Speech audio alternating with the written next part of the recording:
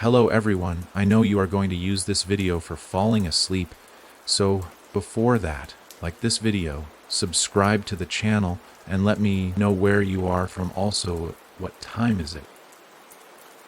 There are houses that breathe. Some creak with the wind, sigh with settling wood, or groan under their own weight. But then there are houses like the one at the end of Black Hollow Road. Houses that whisper. Not with wind, not with walls, but with voices. And they're never your own. Ellie Hartman didn't believe in curses. She didn't believe in hauntings either.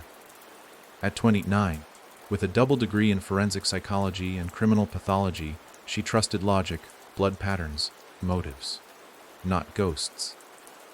But that changed the moment she stepped into the house her late uncle left her, an unexpected inheritance that came with locked doors, broken clocks, and whispers through the vents that only spoke after midnight.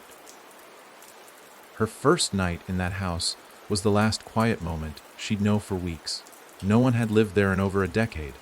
It had been boarded up after her uncle, Elias, went missing without a trace. No note, no will, no body, just a blood-stained attic and claw marks on the inside of every closet door. But suddenly, Ellie was the owner. The deed had arrived in a wax, sealed envelope with no return address. There was no record of the transfer. No one at the county office even had a file. But the keys were real, the doors unlocked, and something inside was waiting. She arrived on a Monday. Rain soaked her coat and fog smeared the windshield as she parked beneath the twisted limbs of an elm tree that hadn't bloomed in years. The house loomed above her, 3 stories tall, with windows like blind eyes and shingles that peeled like scabs. A curtain moved in the 3rd floor window. She was certain of it, but the house had no power. She'd called ahead. It started small. The smell of metal in the foyer, like rust or blood. Her phone kept restarting itself. The air inside was cold, not from temperature, but something else, something older. As she moved through the house that first night, the layout began to feel wrong. Hallways that looped, doors that led to walls. The upstairs bathroom had a mirror that showed the reflection of the basement. She blinked, and it was gone. Just her pale face, her eyes a little too wide. She told herself it was just stress. The brain plays tricks when it wants to fill in gaps. When you expect a mirror to show a hallway, your brain will find a way to fake it. But that didn't explain the whisper. She first heard it at 1:13 a.m. One whisper, right behind her ear. Soft, not quite male or female, not quite human. It said her name, just once, Ellie. She turned. No one there.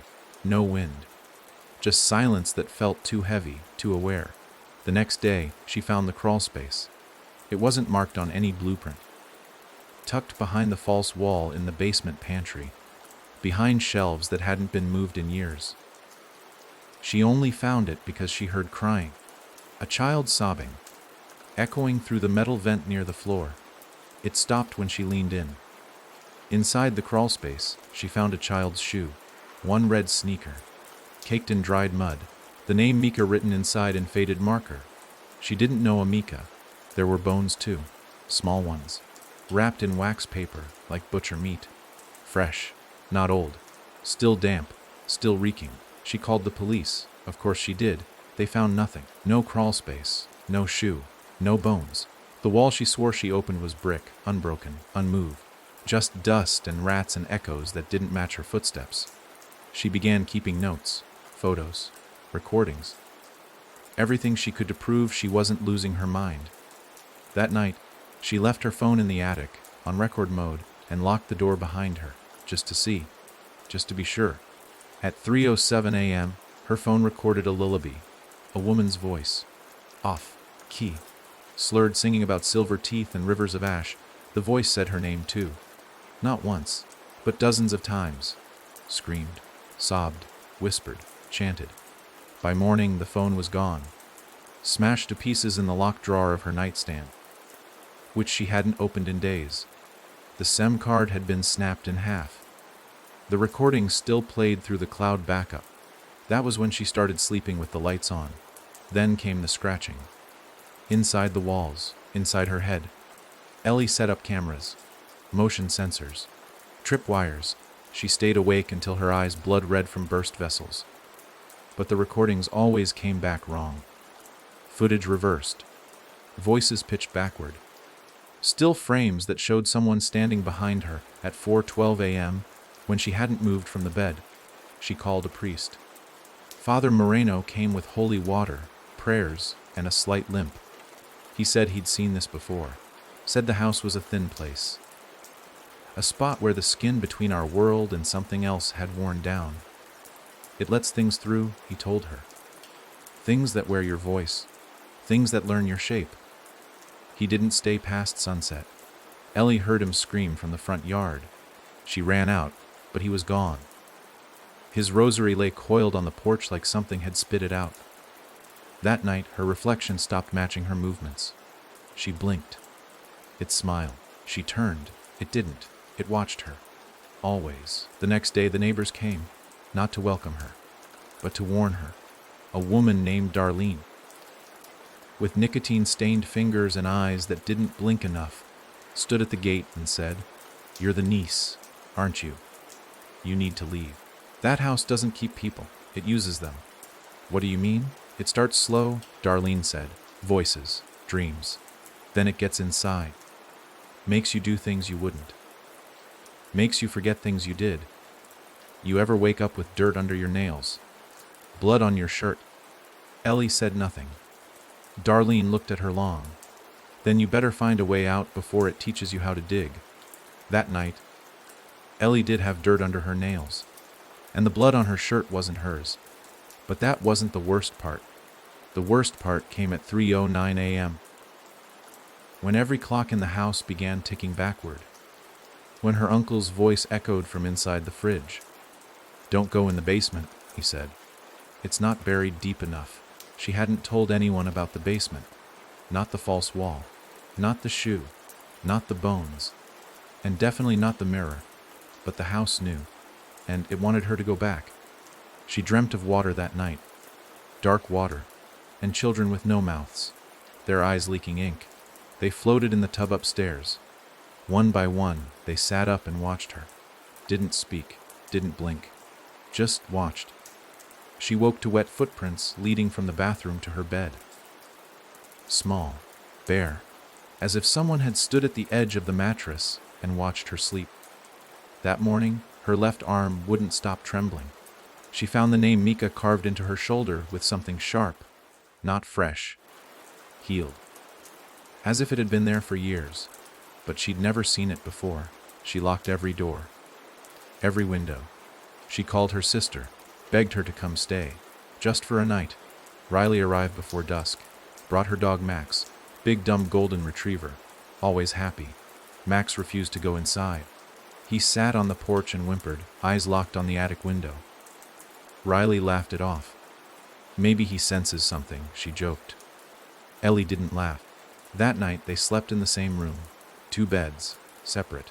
The dog curled at the door. At 2:01 a.m., Ellie sat bolt upright. Something was humming. Not from the walls, from under the bed. Riley stirred. "What is that?" Max barked once, then was silent. The humming got louder. Ellie leaned down. Nothing. Then Riley screamed, because Max wasn't by the door anymore. He was hanging from the ceiling by his collar, spinning. Silent. Dead. They ran. Out into the night, but the gate was gone. The road was gone. Black Hollow had changed. It wasn't a neighborhood anymore. Just trees. And that house. Waiting. Behind them, the front door swung open on its own. And the whisper came again. Louder. Clearer. More familiar. Ellie. It was her mother's voice. But her mother had died 15 years ago. In a fire. One that started in a crawlspace. In a house with claw marks on every door. The same house. This house. The one at the end of Black Hollow Road. And as the whispers multiplied, as Riley grabbed her hand and pulled, Ellie didn't run. She looked back. And the attic window looked back too. Eyes pressed against the glass. Not hers. Not Riley's. Not anything human. The door was still open, and something inside had her voice now. But it was learning Riley's. Fast. Too fast. They weren't alone. They never were. And the house. The house wasn't haunted. It was hungry. It was Riley who broke the silence first. Her voice trembled more than it cracked, barely rising above a whisper. "We have to get out of here." But Ellie didn't answer. She couldn't. Her eyes were still fixed on the attic window, where the pale face with no mouth had just vanished into the dark. She'd seen it blink. Not disappear. Blink. As if it was still standing behind the glass, just waiting for her to drop her guard. And even though they had fled the house, the feeling of being watched didn't lessen. If anything, it grew stronger, like the house had moved with them. Not physically, but inside them. The air outside wasn't fresh. It clung to their skin with the same heavy stillness that had poisoned the halls inside. No chirping insects. No wind. Just the sound of their shallow breaths and Max's collar, still swaying on the porch beam, creaking every time it twisted on the rope. They tried walking. North, south, any direction. But the road they had driven down just hours ago didn't exist anymore. Trees had swallowed it. Even the sky above them seemed changed. Darker, the stars unfamiliar, scattered like broken teeth. The house behind them hadn't disappeared. It stood there still, tall and silent, with its attic window now boarded over. But they hadn't done that. And that was what scared Riley most. The house was changing itself. They kept walking until the moon slipped behind a cloud, and then the forest swallowed them whole. The trees seemed older here. Gnarled trunks, bark that flaked off like skin, and branches that bent too low, as if trying to listen. Ellie tripped first, her foot catching on something soft and wet beneath the leaf litter. She reached down and pulled up a stuffed rabbit, matted fur, eyes gouged out, the collar around its neck red for Mika. "Love, Dad." She dropped it. Riley stared. "Who's Mika?" she asked, already knowing she didn't want the answer. "I don't know." Ellie lied. And she was lying. Because she did know. Or at least, the name was becoming familiar. Like a dream she hadn't had yet. Like something she'd forgotten, but her bones remembered. She didn't know Mika. But she'd carved her name into her shoulder while she slept. That's when they heard the breathing. It wasn't human. It came from the trees. Wet, slow, shallow inhales, like something massive was hiding just out of view, snoring with its eyes open. Riley grabbed Ellie's hand. "Let's go back," she said. "We can't stay out here. You want to go back there." Riley looked at her, eyes wide. "Do you want to stay here?" They returned. Back to the porch. Back to the door, which was already cracked open. Just enough to suggest welcome. Not enough to feel safe. Inside, nothing had changed, yet everything felt worse. The air pulsed, like lungs expanding in the walls. The light bulbs hummed a low, ugly frequency. Not quite a tone. More like a warning. "I'm not sleeping here," Riley whispered. "We'll take the living room," Ellie replied, trying to sound firm, trying to be the older sister, the one with answers. But even she knew it didn't matter where they stayed. The house had already chosen them. They blocked the front door with a bookcase, pushed furniture against the windows. They even used Max's leash to tie the doors to the radiator pipes, hoping, absurdly, that knots and locks could stop whatever this was. Riley didn't speak for hours. She sat in the corner, knees to her chest, staring at nothing. Ellie tried to sleep, but the house wouldn't let her. At 3:03 a.m., the breathing came back, not from the walls this time, from under the floorboards. She pressed her ear to the ground. Something below her was exhaling in long, rattling gasps. Something with wet lungs. Something big. Her heart pounded in her ears, but beneath that she heard words. One word. Repeated. Whispered. Deeper. She sat up, cold sweat running down her neck. The lights flickered. Riley stirred. Something knocked. Not at the door. From under the rug. Ellie grabbed a knife from the kitchen, pulled back the rug, and there it was. A trapdoor. It hadn't been there yesterday. She was sure, but now it looked old. Worn. Scratched. With a rusted iron ring to pull it open. Riley begged her not to, But Ellie didn't listen. The second the trapdoor creaked open, a wave of cold air blasted out, reeking of mildew, rot, and something else coppery and warm. She pointed the flashlight down. Wooden steps. Only a few. Beyond that, nothing but black. She hesitated. Then something grabbed her ankle. Riley screamed. It was a hand. A small child-sized hand. It didn't pull. It patted her skin, like a dog begging for attention. Ellie kicked, and it vanished. But now the trapdoor wouldn't close. The breathing below had stopped. But something else had taken its place. Footsteps. Soft. Climbing. They backed away. Ellie fumbled with the bookcase barricade. Riley was crying now. "It's coming," she said over and over. "We shouldn't have come back. We should have kept walking." The front door wouldn't open. Not with the bookcase in the way. Not with the locks jammed. Not with the house holding it shut. Then the radio turned on.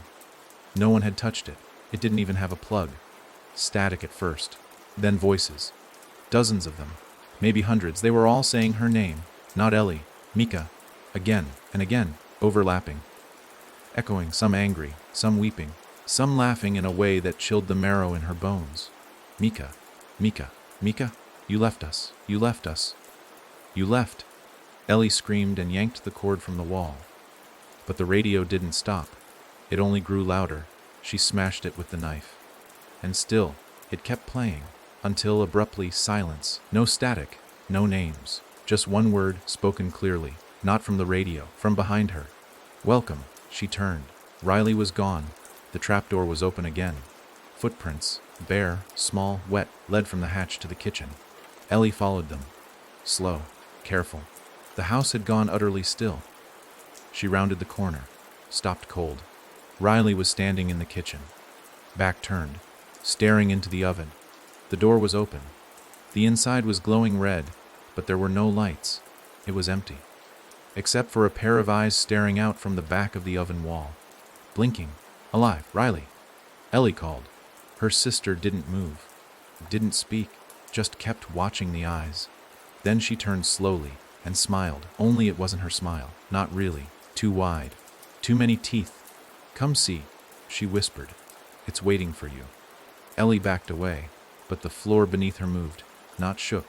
Moved. Like something had shifted the entire house 1 inch to the left, and all the furniture groaned in protest. Riley, or whatever wore her face, laughed. The trapdoor slammed shut behind Ellie. The radio sparked. The lights turned red. The floor pulsed beneath her feet. And somewhere deep below, the house exhaled again, as if satisfied, as if fed. But it wasn't done yet. Not nearly. Because the oven eyes blinked once more and whispered a word that Ellie hadn't heard in 15 years. "Mommy." The room began to breathe. The walls tightened. The ceiling dipped. The house was alive now, and Ellie was inside its throat. Trapped.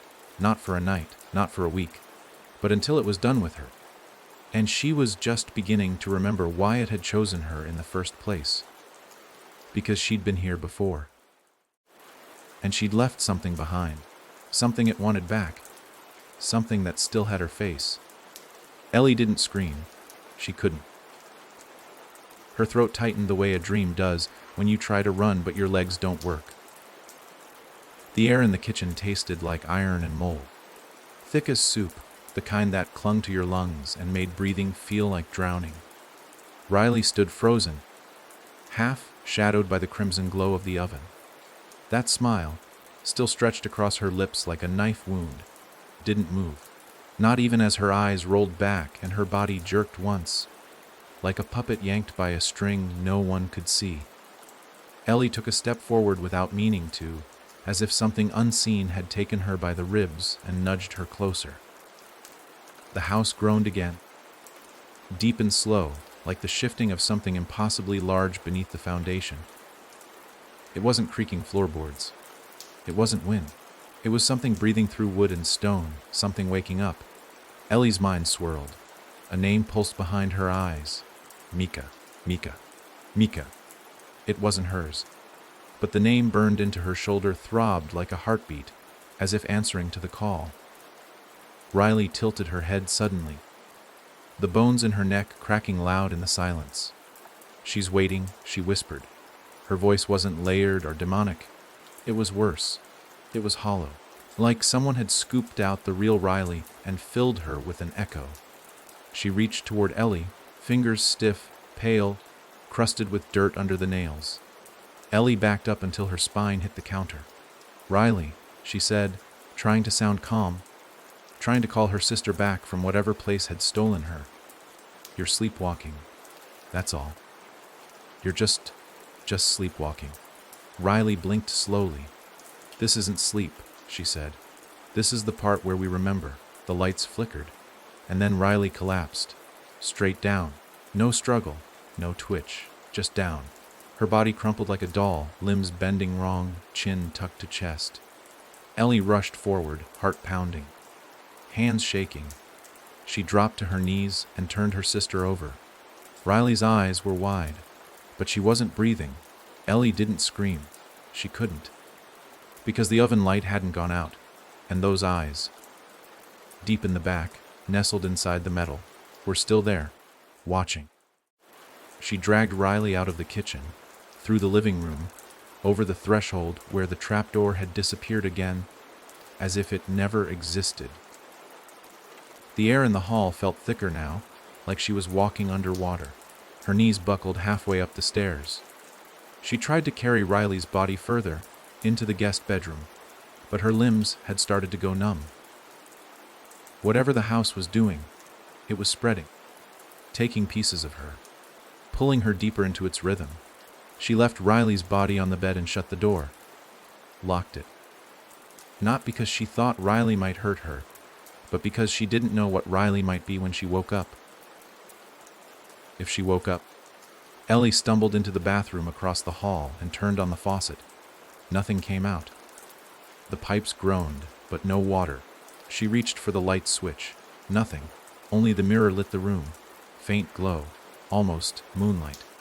But no windows, no moon, just the mirror. And in it, she saw herself. Or what she assumed was herself. Until the reflection blinked, and she didn't. It was subtle. Barely noticeable. But the reflection's head tilted just a second too early. The eyes didn't quite match hers anymore. They were too dark. Too knowing. Ellie froze. The reflection grinned. She didn't. It leaned in closer. So did she, not by choice. Her body mimicked the movement, but something in her spine felt wrong, like a wire being pulled tight behind the skin. "Remember," the reflection said. It didn't move its mouth. The words just vibrated through the glass. Ellie gasped. The mirror shattered. Not outward, inward, like it had been punched from the other side. Glass cracked like spiderwebs crawling toward her face. She didn't move. Couldn't. Her feet rooted to the tile. Her breath caught. A hand emerged. It pressed flat against the other side of the mirror. Small. Pale. Child's fingers. A red bracelet around the wrist. Ellie knew that bracelet. She didn't know how. But she knew it. And that was when it all came rushing back in fragments. Memories she didn't recognize, but felt. A basement. Candles. A circle drawn in salt. Laughter that wasn't hers. The sound of a child screaming. Her own voice chanting something she couldn't understand. Then a door slamming shut. Locked from the outside. And silence. Ellie stumbled backward, fell into the tub. Her head cracked against the porcelain edge, lights bursting behind her eyes. She didn't pass out, not completely, but the world swam. The mirror healed itself. Slowly. Seamlessly. As if time had reversed only in that frame. When she looked up again, the reflection was gone. But her own face was different now. The left side of her jaw was bruised. Her hair, matted with dried blood that hadn't been there minutes before. And the bracelet, now on her own wrist. The same red one, woven with frayed string and little white beads that spelled out the name. Mika. The house was bleeding into her. Ellie rushed back into the hallway. The door to the guest room was wide open. Riley was gone. She didn't hear footsteps. Didn't hear movement. But somehow she knew where to go. The attic. It was always the attic. The stairs groaned under her weight, though she felt lighter now. like some part of her had already floated ahead. She reached the top, and the air grew colder with every step. Frost clung to the doorknob. When she touched it, a jolt of something electric shot through her palm, curling up her arm like static through a radio dial. The door opened with a long sigh. Inside, darkness. Not just absence of light, something deeper. Like the black between stars. Like the color of forgetting. But she saw Riley, or what was left of her. She stood in the center of the attic, swaying gently, whispering to herself in a language that didn't exist. Her eyes were shut, her arms limp. Around her feet, a chalk circle, freshly drawn, and lining the inside of the circle were teeth. Dozens of them, human teeth. Some bloody, some yellowed, some tiny and perfectly white. Children's teeth. Ellie stepped closer, the air thick with the copper scent of old blood and something sweeter. Decay, maybe. Or rot. Riley looked up, but it wasn't her anymore. She spoke one word. Deeper, and vanished, not with sound. Not with light, just gone, like a flame blown out, and the attic door slammed shut behind Ellie. Locks clicked from the outside. 1, 2, 3. The lights overhead sparked. The whisper came again. Right behind her ear. Mika. And when she turned to face the mirror leaning against the attic wall, her reflection smiled back. Only it wasn't her. It was a child. Hair matted, eyes wide, wearing her face.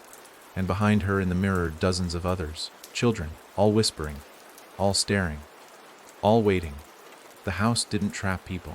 It collected them. And Ellie was next. But the worst part, she was starting to remember why. Because long ago, before the house had teeth and breath and mirrors that whispered, there had been a game. She was the one who started it, and someone else had paid the price. Now the house wanted her to finish what she began. Only this time, the rules were different. Now the house was awake, and it had her sister. The attic held its breath. Ellie couldn't move. Her legs betrayed her, rooted to the floor as if the very wood beneath her had fused with her bones. All around her, the shadows thickened, not with darkness, but with intent. The kind of stillness that hums just before a scream. She stared at the mirror, at the reflection of the little girl wearing her face, and it stared back with that blank, heavy silence. The silence of something watching closely, waiting for her to make the next move in a game she didn't remember starting. But something inside her did remember. Something old. Not a memory, exactly, but a feeling, guilt. Familiar, crushing guilt, like knowing a fire was coming and never telling anyone. Her reflection blinked. She didn't. And then the mirror shivered. That's the only word for it. The glass didn't crack, didn't ripple. It shivered, like a frightened animal trying to hold itself still, and then slowly, without any hand or force, it began to tip forward. The frame creaked. The edge scraped the floorboards, and with a quiet exhale, it fell flat against the ground, facing up, and the reflection was still there, staring up at her, unmoving, unchanging. Ellie turned away, but the attic had changed. The chalk circle was gone, the teeth, still there, arranged now in the shape of a word, stay. Her stomach clenched, her mind screamed, but her voice stayed silent. She crept toward the window at the far end of the attic, praying for something outside, some sliver of the world that hadn't twisted into the nightmare this house was becoming. But the view outside didn't match the street. Where the town should have been, there was only woods, endless, too dense, too dark, and in the distance, barely visible through the haze of fog and rot, she saw movement. Dozens of small figures, children, some crawling, some walking, some dragging their limbs like they didn't quite remember how they were supposed to move. All of them heading toward the house. She backed away from the window and turned, just in time to see the mirror on the floor slide open like a door. Not a fall, not a break. It opened, revealing a pitch black void below, cut sharp against the wood. From it rose a sound she hadn't heard since she was 14. Laughter, her own. You don't forget the sound of your own laughter from a night when someone else stopped breathing. It echoed, bouncing off the beams like wind chimes made of bones. The girl in the mirror, Mika, or whatever were that name now, rose from the void. She didn't climb. She didn't walk. She floated, her toes never touching the floor, her eyes locked on Ellie with that perfect, unnatural calm. "Do you remember the rules?" she asked. Ellie shook her head. "No," she whispered. Mika smiled. "That's why you're losing." Behind her, the attic door creaked open, not by Ellie's hand. It swung slow, revealing not the staircase, but another room entirely. A hallway that didn't belong in the house, wallpapered with yellowing pages torn from children's books.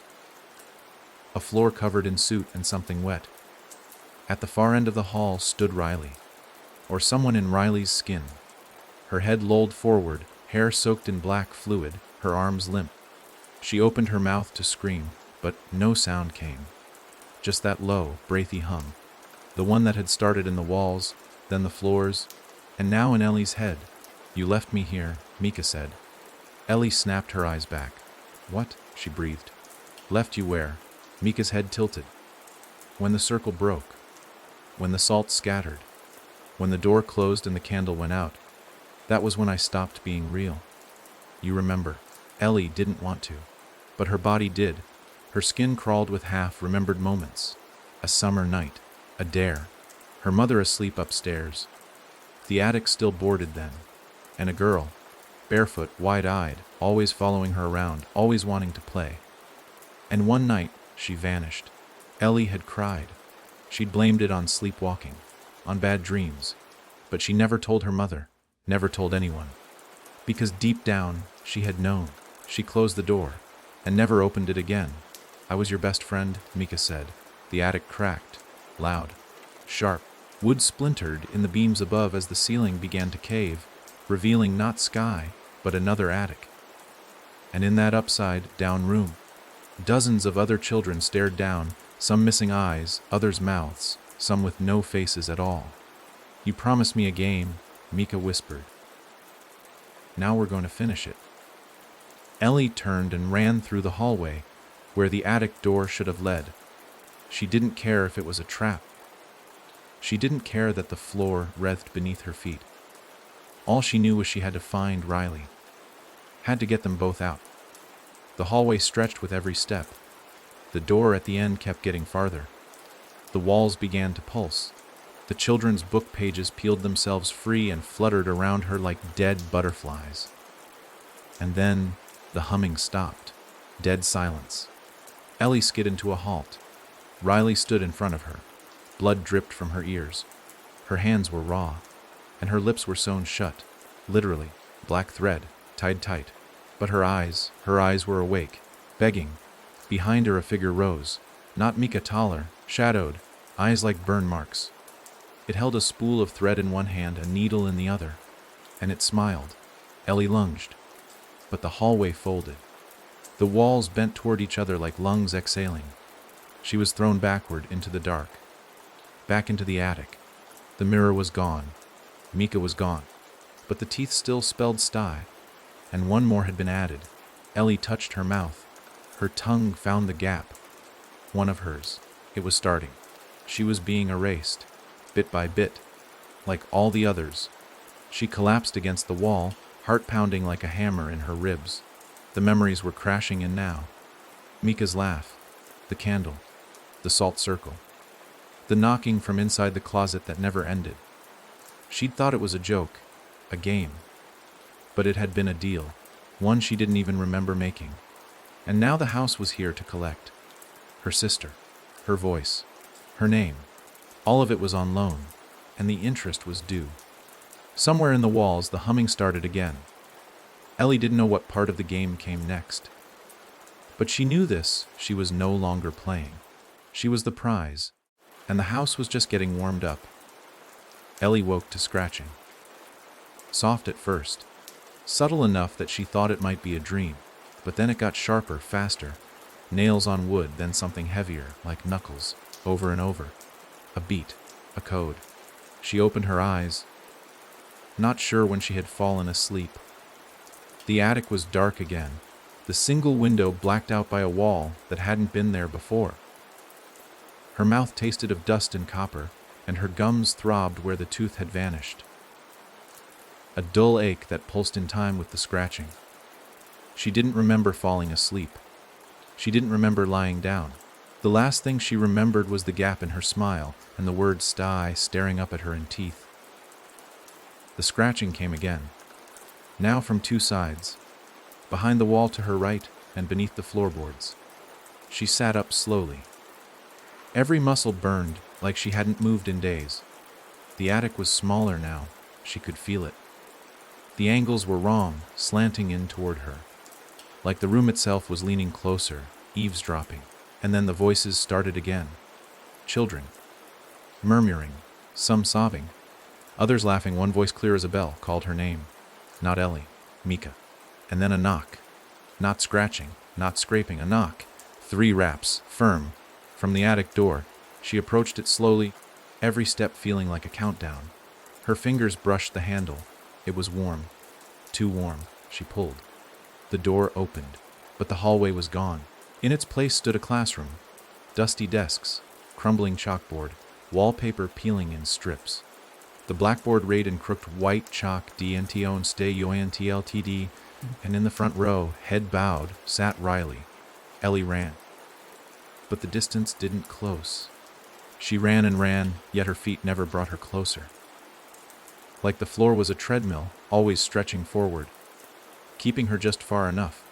She screamed her sister's name, again and again. Riley didn't move. Not until the lights flickered. Then she slowly lifted her head. Her eyes were missing. 2 perfect holes. Yet her mouth curled into that same wrong smile. From behind the desk, a shadow rose. It had arms, legs, a head, but no face. Just a flat plane of skin where features should be. It wore a teacher's coat. One hand held a ruler. The other, a length of rope. Late again, it said, with a voice that sounded like dozens of mouths speaking at once. Mika always breaks the rules. Ellie turned to run, but the door behind her slammed shut, locked, bolted. The classroom warped, growing taller. The walls stretched upward, becoming more distant, more cruel.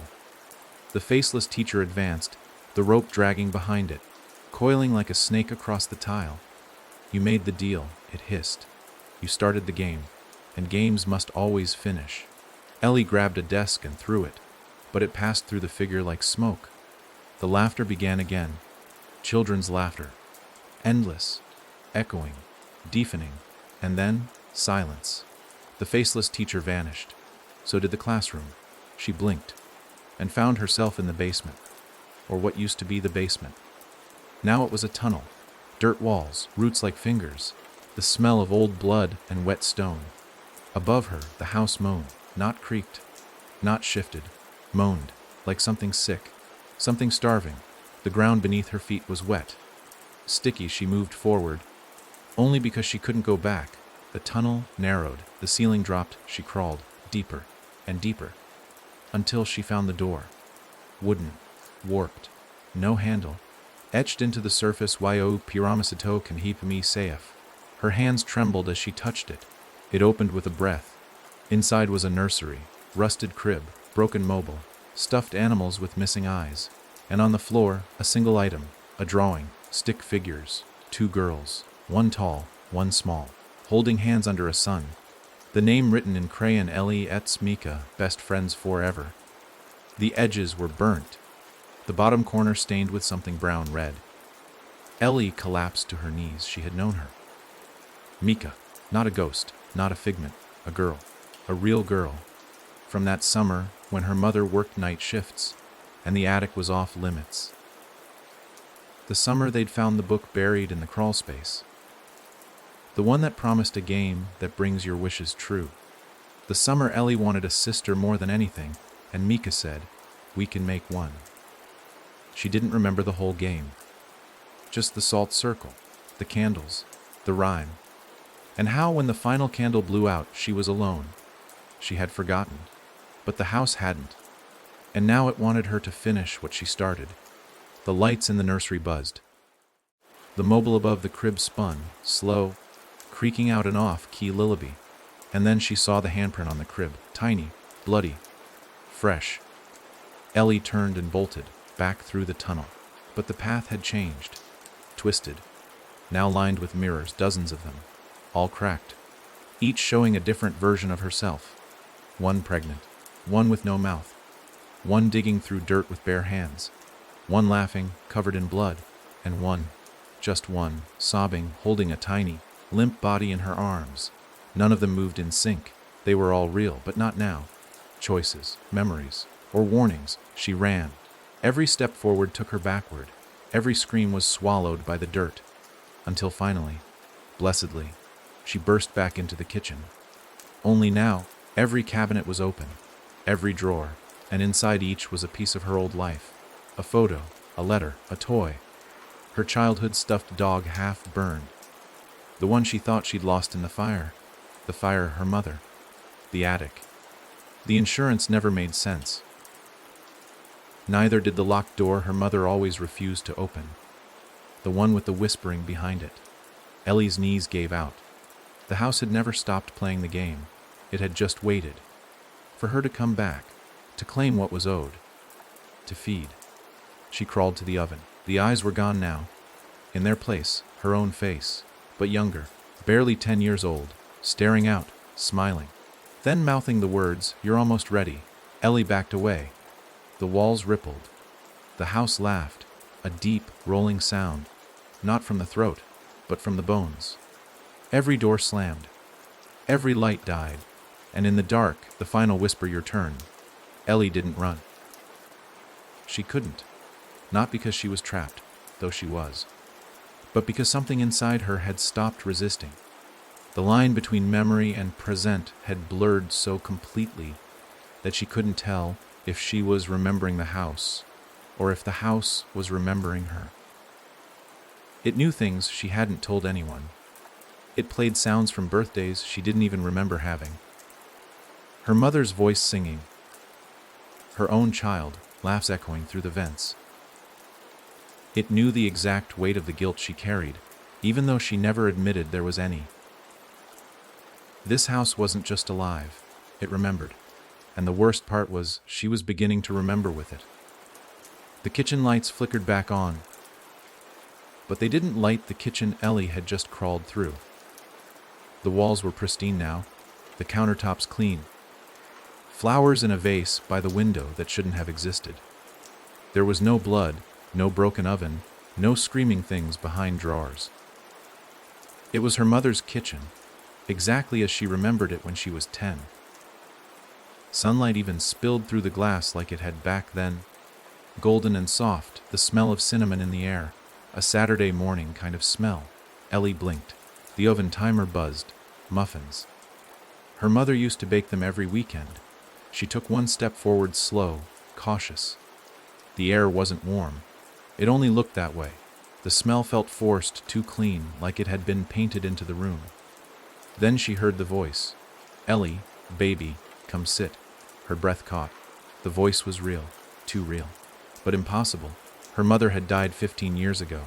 In a fire no one could explain, in a room no one ever found the source of. But there she was, at the table, alive, smiling, hands folded just like she used to, a cup of coffee in front of her, steam curling up in slow spirals. She looked older than Ellie remembered. Lines on her face, eyes a little heavier, but unmistakably her. And when she spoke again, it didn't echo like the voices in the walls. "Come on, sweetheart. I missed you." Ellie wanted to run. She wanted to scream. But her feet moved forward, slowly, mechanically. "I'm not real, is that it?" her mother asked, still smiling. "That's what you're thinking, that I'm some trick, a ghost." Another game from the house. Ellie nodded because her throat was too tight for words. Her mother's smile didn't change, but her eyes glistened. "What if I told you the house didn't create me? What if it just found me? Held me here because you forgot me?" Ellie whispered, "You're dead. I know." Silence fell like ash. Her mother stood and reached for the muffins. "It wasn't your fault," she said, voice softer now. "The attic. The door. Mika, you were a child. You didn't know what you were doing. Ellie winced at the name. You think the house started with you. Her mother looked at her now, truly looked. This house has been doing this for a long time, baby. You didn't start the game. You just played your part. But now it's your turn to end it. Ellie's voice came out dry and cracking. How? The room dimmed. The sunlight flickered. Her mother's face changed. Flickered, like a projector stuttering between frames. One moment smiling, the next burned, charred. Ash leaking from her hairline, eyes melted closed, mouth twisted into a scream. And then back again. Just like that. The house needs a memory to live, she said, voice glitching between warmth and fire. It feeds on what's forgotten. That's why it keeps you here. You forgot Mika. You let her slip. And now it's trying to make sure she's all you remember. Ellie's knees shook. Then what do I do? Her mother stepped closer. Go to the nursery. The real one. But I was just there. No, that one was the house's version. You have to find the first room. The room where Mika was taken. I don't know where it is. You do? You always did. But you've buried it so deep, even the house had to fake one. Ellie swallowed hard. Her mother leaned in and whispered, You'll know it when you feel it. The pain. The shame. It will hurt to be there. The lights snapped off. The room went cold. And when they blinked back on, her mother was gone. The muffins were moldy. The table was broken. The flowers in the vase had long rotted to black sludge, and Ellie was alone again. The walls began to shift, not dramatically, not all at once. Just edges blurring, floorboards creaking wrong. The hallway stretched behind her, impossibly long again, lined with paintings of children she didn't know. But their faces looked like hers. Some were smiling. Others were bleeding from the eyes. One painting at the very end showed her as a toddler, holding a burnt stuffed rabbit, and standing behind her, barely visible in the brush strokes, was Mika. Older watching. The hallway twisted left, then down, gravity bent. Ellie stumbled through it, gripping the wall. The air got colder with each step, the lights dimmer. A sound returned. The low hum again. That terrible, growing hum. Until she reached it.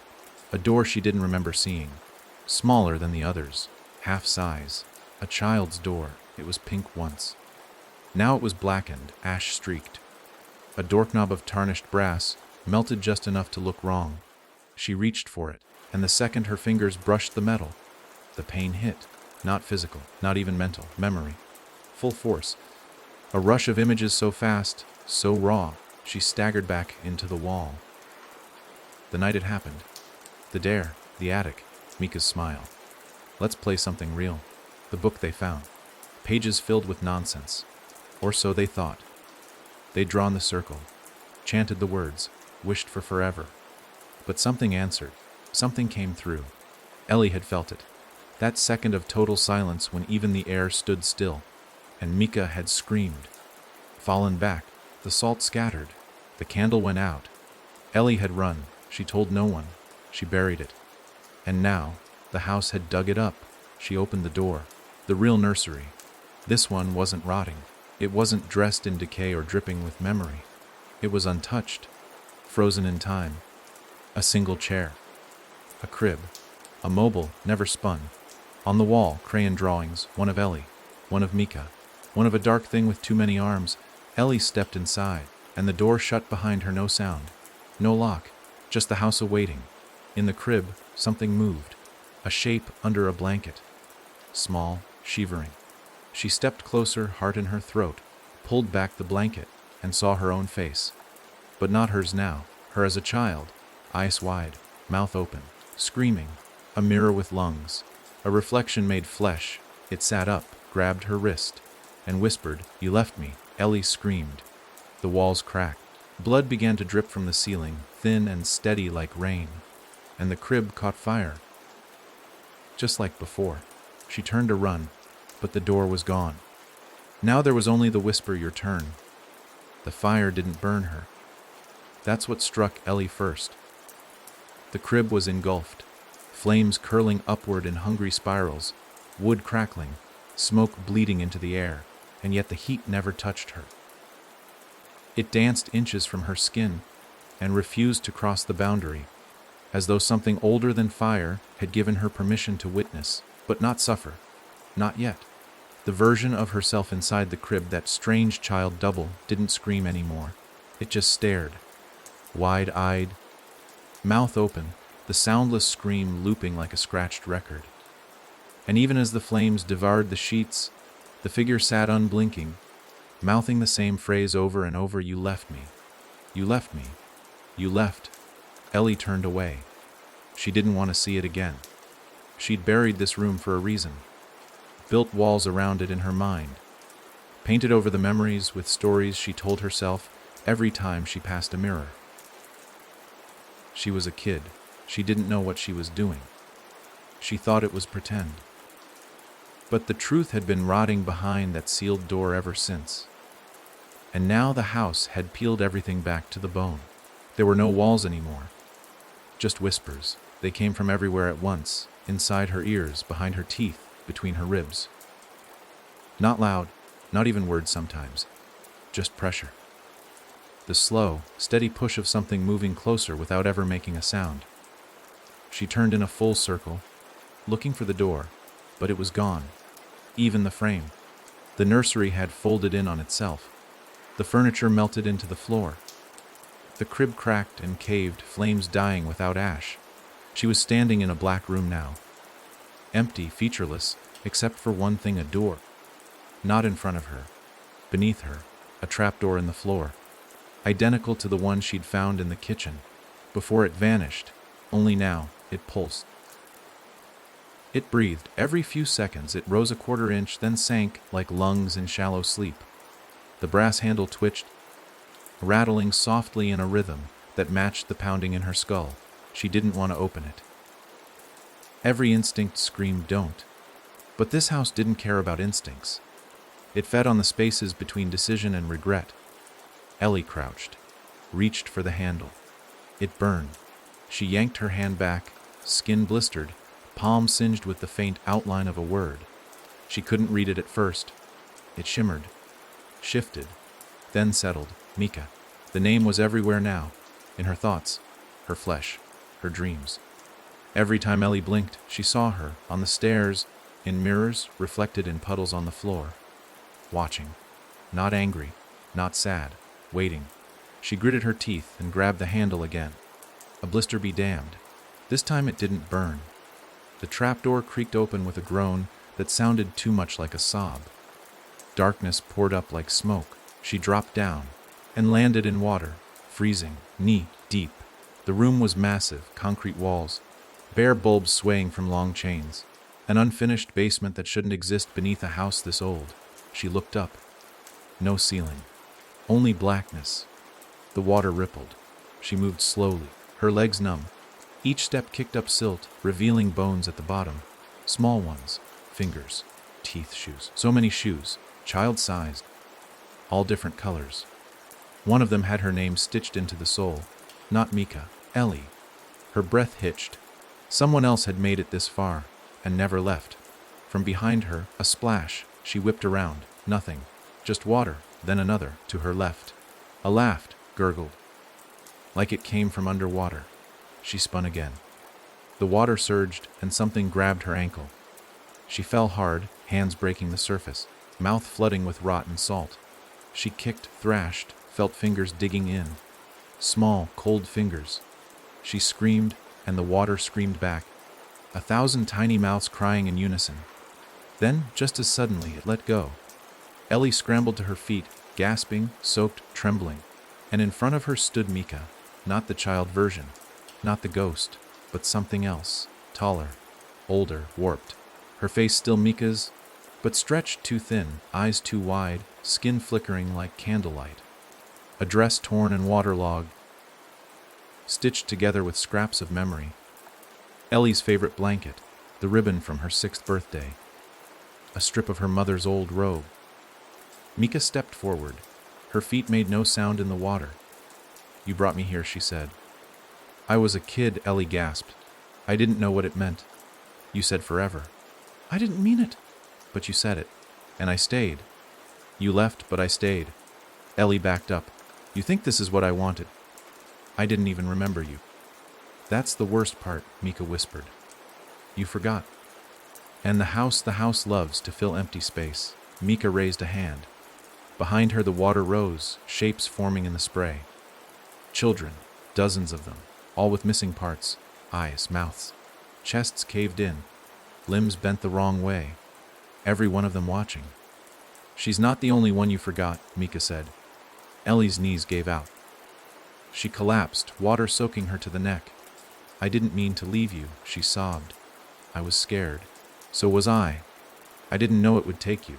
Mika crouched in front of her, touched her cheek. You do now. Silence. A long, cold silence. And then, Mika smiled.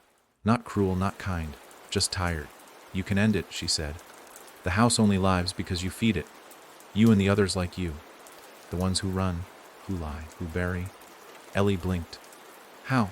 Finish the game. Not with fire. Not with forgetting. But with truth. And with that, Mika stood. The other children faded. The water drained in a spiral. Slow and steady, pulling Ellie downward into the center of the room. The trapdoor above slammed shut. And Ellie fell again. Deeper this time. Through darkness. Through silence. Until she landed on something soft. A mattress. Her old mattress. From her childhood bedroom. Exactly as she left it. Even the burn mark on the edge. From that night she knocked over a candle playing with Mika. The same blanket. The same books. Only now the door was open, and the hallway beyond it was glowing red. The game was ending. One way or another. And Ellie wasn't sure if she'd be the one walking away, or becoming another whisper in the walls. Ellie didn't stand right away. Her legs shook too badly, her palms slick with sweat. Cold air crawling up the length of her spine, like something unseen had followed her down and was still watching. She sat on the mattress, the exact mattress from her childhood room, and stared at the open door across the room. The hallway glowed with that low, unnatural red light, pulsing like a living thing, breathing, waiting. It wasn't just a light, it felt wet, like it had mass, like stepping into it would leave a stain on her skin. She'd seen things behind that glow already. Things that wore smiles like masks. Things that looked like people she loved but spoke with too many voices. But what terrified her most now was the quiet. The house wasn't trying to scare her anymore. That part was over. It was inviting her in. The moment Ellie stood, the mattress groaned beneath her, not like old springs, not like age, more like something sighing, letting her go. The room pulsed once, and everything aged before her eyes. The walls cracked, the wallpaper curled, and the books on her old shelf turned to ash. Dust bled from the corners. She crossed to the doorway and looked into the hallway. It was longer than it should be. Of course it was. The floor stretched forward into the red fog, lined with doors on either side. Every door had a name carved into it by a child's hand. Some she recognized: Mika, Riley, her own. Others were strangers: Evan, Lucia, Brandon. All scrawled crooked, all marked deep, as if the names had been cut into the wood. At the very end of the hall stood a final door, larger than the rest. Its surface wasn't wood anymore, but something smooth and black and breathing. She couldn't hear anything, but the skin on her arms rose with the static pressure of whatever waited behind it. She stepped into the hall. Her feet didn't make a sound, not even on wood. It was like the floor swallowed the noise. Each step felt like a test, a judgment.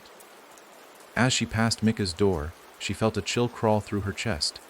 Not pain, exactly, but something like grief being peeled back. The door didn't open. It didn't need to.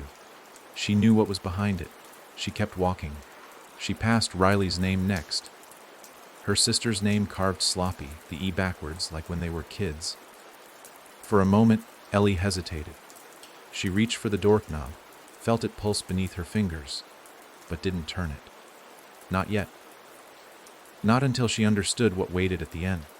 And that end door, it moved, just slightly, in and out, a slow rhythm. The kind of subtle motion that makes you think you imagined it, like something sleeping, or pretending to. She reached it, no knob, no hinges. Just the black surface, smooth as glass, warm as skin. She raised her hand. Before she touched it, a voice behind her whispered, "Don't." She turned. Riley stood at the far end of the hallway. Pale and shaking, her eyes red, rimmed but alive. She looked real. "Ellie, don't touch it," she said again louder. "It wants you too." That's not the end. That's it. That's what's been pretending to be everything else. Ellie backed away from the door. Her breath caught in her throat. "How do I know it's really you?"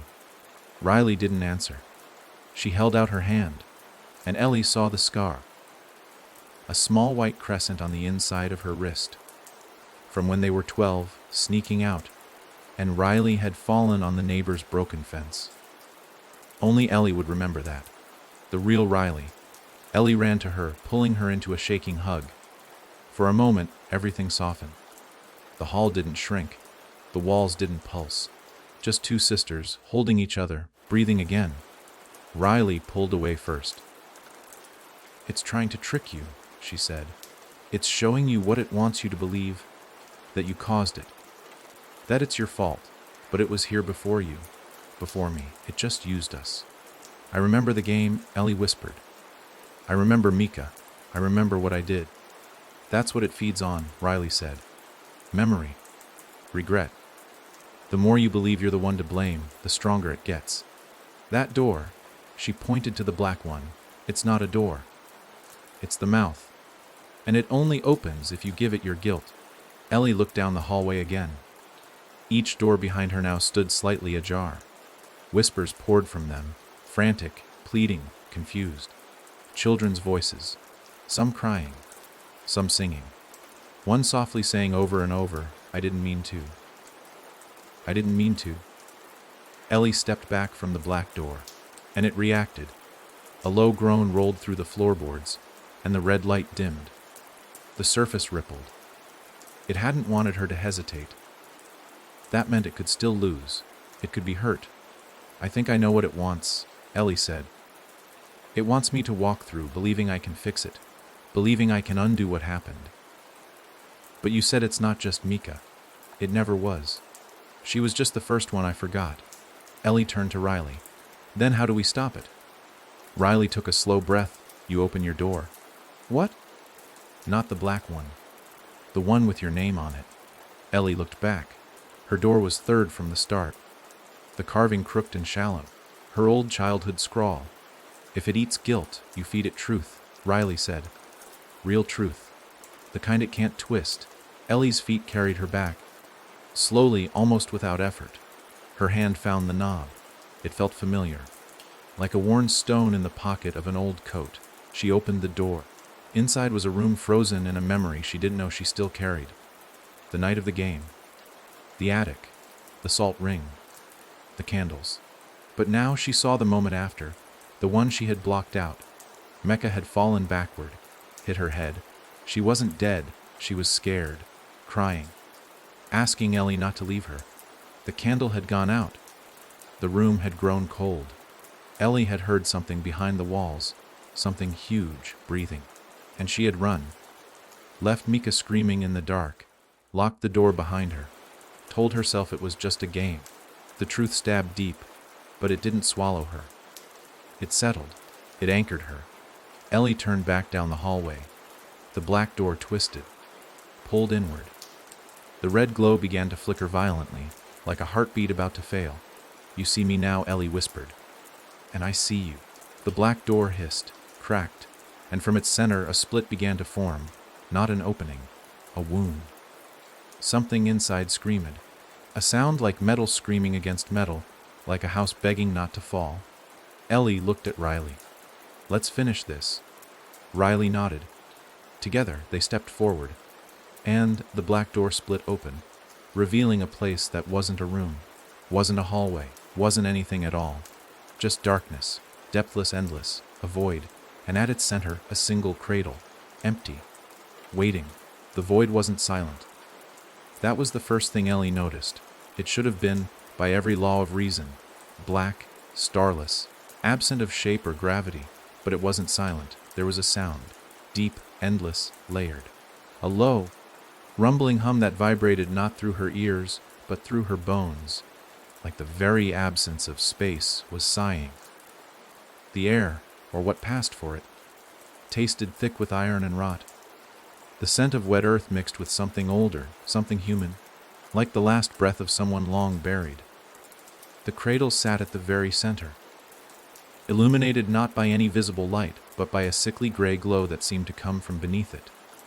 It didn't cast shadows. It drank them.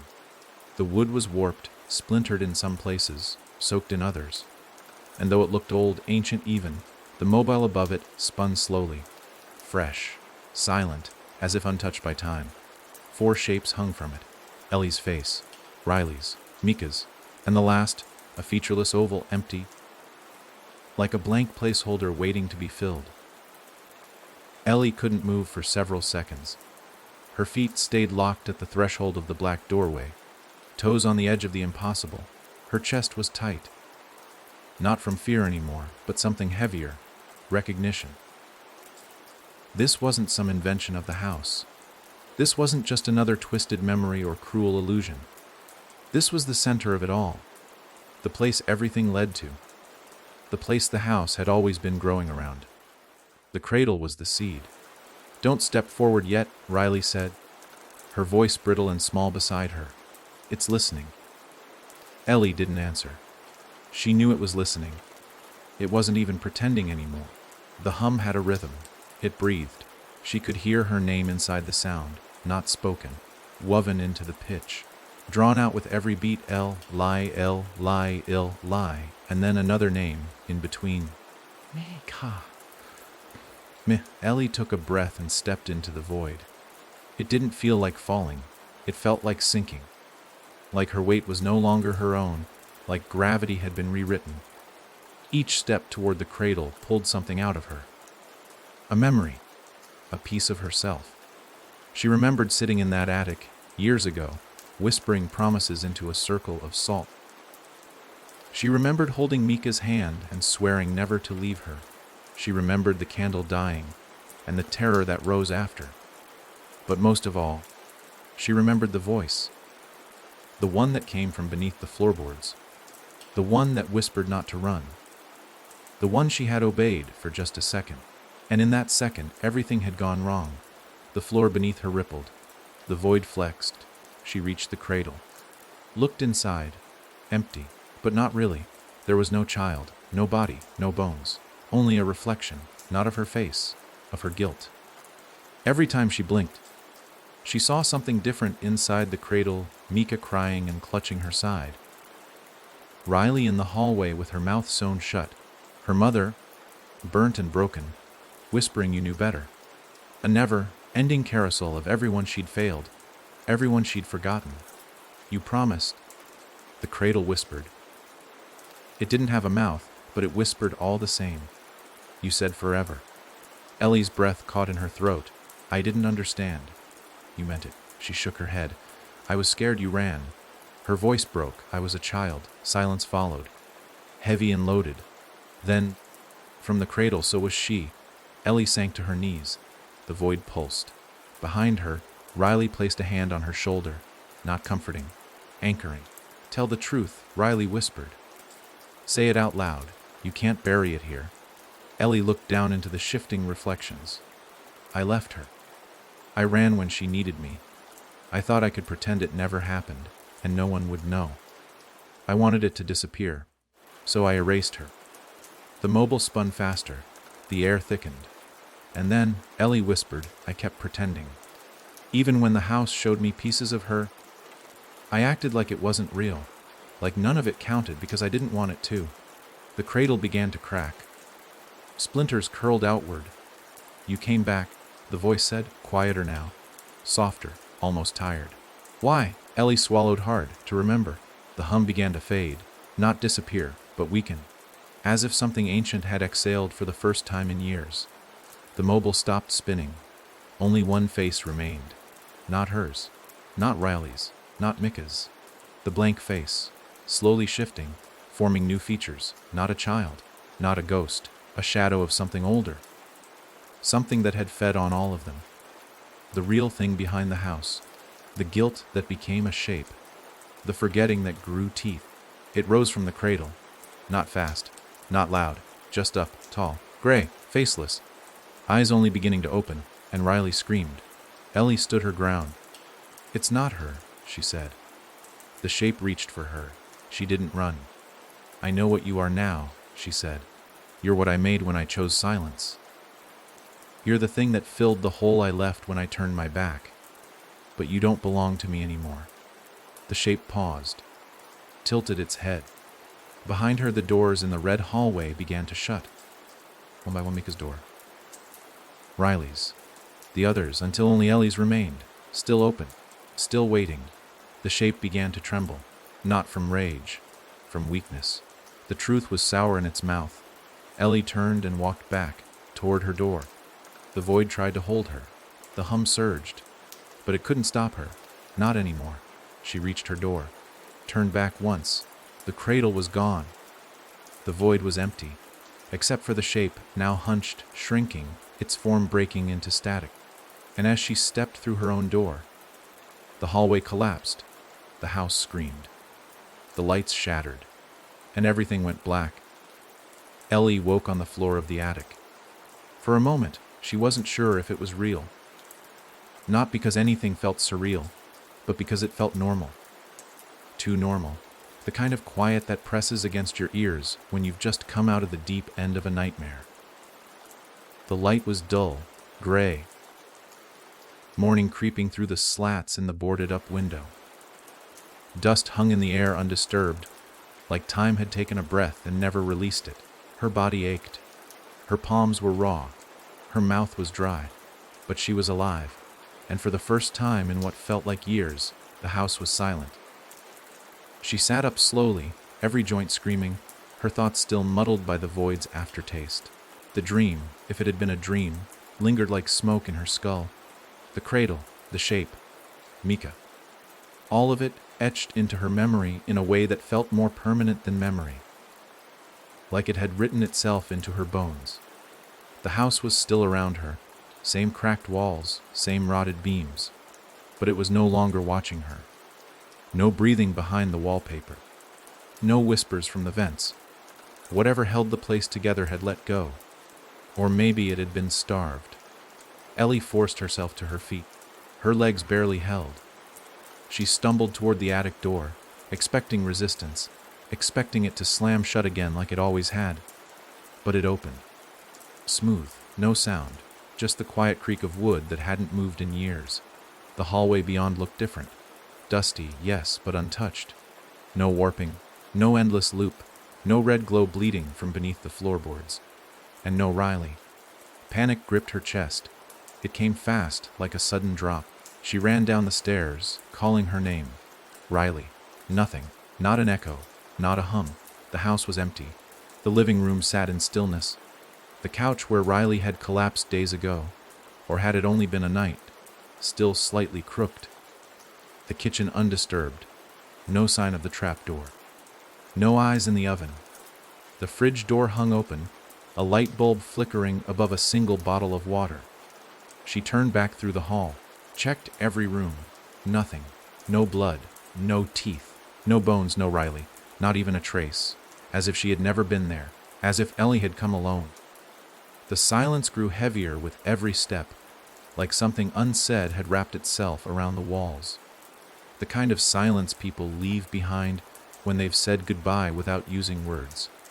She found herself in the nursery again. But not the fake one. The real one. The door had reappeared, pink again, small again, and this time, when she pushed it open, the room was clean, airy. Fresh light poured through an actual window, the curtains fluttering softly. The crib stood intact. The drawings on the wall were still there, but no longer threatening, just childish. Stick figures and stars and a sun with too many rays. Her name was on one of them. Mika's too. No cradle. No burning. Just memory, restored without pain. And on the rocking chair sat a note, folded neatly, her name written on the front. She picked it up, her hands shaking. Inside, only 3 words written in a child's scrawl: "You remembered me." No signature. None needed. Ellie stood there for a long time, crying without sound. Not out of fear.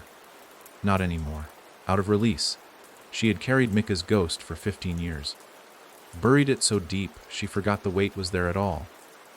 It had twisted in the dark, fed by guilt and silence. And the house. It had thrived on that forgetting. But memory had broken the spell. It wasn't magic. It wasn't ritual. It was the simple, agonizing act of facing it. Riley was gone. Maybe she had been real. Maybe she hadn't. Maybe the house had offered her back as bait. But Ellie didn't think so. She remembered the scar, the touch, the fear in her voice, the love, and she knew this Riley had pulled her out, one way or another. She folded the note and tucked it into her coat pocket. Then she walked out, through the front door, into the gray light of a town that hadn't seen her in years. The trees lining the road stood silent. The gate had returned. No black fog. No tricks. Just the crunch of gravel underfoot. Ellie didn't look back. She didn't need to. The house had taken enough from her, and she had left something behind too, something it could no longer feed on. Not guilt, not silence, but truth. It wouldn't starve. Places like that never really die. But it would wait for the next whisper, the next broken promise, the next forgotten name. And when it came, Ellie hoped whoever followed would remember faster than she did. Because houses like that don't want blood. They want memory. And now that she remembered, she was finally free. For 3 days, Ellie didn't speak. Not to anyone. Not to herself. Not even in dreams. The silence followed her like a second shadow, pressing into the corners of her apartment, curling around the seams of every conversation she almost started. She'd left the house on Black Hollow Road. Left the attic, the whispers, the teeth, the room that breathed. She'd left it all behind. But it hadn't left her. Because there was something no one tells you about surviving a haunted place. The house isn't always wood and nails. Sometimes, it builds a room inside you. It was in the way her fingers hesitated over the light switch every time the sky dimmed. In the way she scanned the corners of mirrors now, expecting to see something standing behind her instead of her own reflection. It was in the silence between the refrigerator's hum and the neighbor's dog barking. In the crack of a floorboard that shouldn't have moved. The house was gone. She'd escaped. But she kept listening, just in case. Her phone rang once on the 4th morning. Unknown number. She let it go to voicemail. No message. Just static. That was when she knew. The house might be miles behind her, sealed by whatever truth she'd choked out in the void. But it had teeth. Long ones. And maybe one of them had stayed buried deep, right under her skin. She tried to go back to work. Her boss didn't ask questions. People didn't really. She looked tired, a little thinner, a little off. But the world doesn't ask what ghosts you carry as long as you still show up on time. That's the lie we all agree to. If you can stand upright and make coffee, you must be fine. But Ellie wasn't fine. She started to notice patterns. A light in her apartment would flicker every night at exactly 2:12 a.m. She timed it, tried to catch it on camera, but it never recorded. Her bathroom mirror began fogging up, even when she hadn't used the shower. The shape of a handprint would linger in the steam, fingers too long, palm too small. She tried to scrub it off. The next night, it was there again. One morning, her neighbor, a quiet man who walked with a limp and always watered his plants at dawn, stopped her in the hallway. "You're the girl from the Hollow House," he said. Not a question. Ellie froze. "What?" "I used to live on that street," he said. "Before it changed. People think it was the woods, or the soil, or gas leaks, but it was the place. You know that now, don't you?" She didn't answer. He smiled without humor. "They say if it lets you leave, it's not because it's done. It's because it wants something to carry it further. You didn't close the door. You opened one." Later that night, her nose started to bleed. No warning, no pain. Just a slow trickle as she stared into the bathroom mirror and saw not her own face, but a blur, a flicker of Mika. Not the child, not the twisted thing from the void, just the idea of her. Flickering, like a film stuttered between frames. Then it was gone, and Ellie was alone again. Or so she thought. The next night, she found the word stay written in her kitchen window. Backward, written from inside. That was when she heard the knock. 3 soft taps. Not on the door, on the wall. The one that separated her bedroom from the closet. She pressed her ear to the drywall, breathing, not her own. The house had followed her. Not all of it, just a piece, just enough. She ripped open the closet, empty. Clothes still there, no sign of rats, wiring leaks. But the smell, old wood, dust, copper, hit her like a slap. The attic smell. And on the inside of the closet door, something scratched into the wood. A name. Mika. She didn't sleep that night. She sat with the lights on, all of them, watching every corner of the apartment, daring it to move. But it didn't. Not yet. It was patient. The house didn't need to haunt her all at once. It had learned her rhythms. It knew her guilt. And now it was building inside her. That weekend, she drove 2 towns over to find the man who sold Elias Hartman, her uncle, the property on Black Hollow Road. County records said he'd been living in a care facility ever since the house was condemned for the 2nd time. Long before she ever stepped foot inside, she found him in a sunlit room that smelled like bleach and overripe fruit. He was old now, bones like broomsticks, eyes half sunken, but when she said the word hollow, he sat up straighter. "Did it speak to you?" he asked. Ellie nodded. "Did it show you the cradle?" Her blood went cold. "Yes." His eyes turned glassy. "Then it marked you, same as me, same as Elias. We weren't the first. Either. The house has always been there under different names. Different woods. It just grows. On memory. On secrets. Can it be killed?" He looked at her. "You don't kill something like that. You starve it. But you can't forget it, or it finds its way back. You carry it. Every day. And if you're lucky, it never finds a crack in you deep enough to plant itself again." Ellie left without another word. But the next morning, she woke to find salt in a perfect circle around her bed. She hadn't poured it. She hadn't even bought any. And carved into the headboard was a new word. Bigyayan. The game was starting again. Not in the house, not in a place, but in her. And Ellie finally understood she hadn't escaped the house. She'd become its next door. Ellie stopped checking the windows. By now she knew it wasn't coming from outside. The cold in the room didn't rise with the wind. The knock on the wall didn't follow weather patterns. The breath behind her ear in the middle of the night, warm, low, patient, wasn't some draft sneaking in through an old vent. It was her. Or rather, it was in her. The thing that was once the house. The thing that needed her to open just enough to slip through. She was the door now, and the latch inside her had started to click. She'd begun locking herself inside the bedroom at night. Not because it would help. She knew that. But ritual gave the illusion of control, and control was the only thing that kept her from unraveling. She sprinkled salt under the window frame, laid a pair of old shoes by the door, mirrors on either side of the bed, old stories, superstition. But superstition is just logic passed down from people who survived the first time. The circle of salt that had appeared on its own still glared at her from the floor each morning. No matter how many times she vacuumed it up, scrubbed it away, it returned, always a little tighter, always a little more precise. Not a loose circle, a seal. Something was building. And it wasn't waiting anymore. That night, she dreamed of the void again, but not the cradle. This time it was filled with something alive. The figure in the cradle breathed. No face, no limbs, just a bundle of cloth twitching slightly, as if newborn, as if becoming. She approached in the dream, drawn like iron to magnet. The mobile spun above it, now missing her face. Just Riley, Mika, and a fourth, fully formed now, the man from the care facility, the former owner, all marked, all doors. When Ellie leaned in, the bundle moved, and whispered in Mika's voice, "It's almost ready." She woke gasping, chest damp, hands clenched, blood under her fingernails, but she hadn't blood, not hers.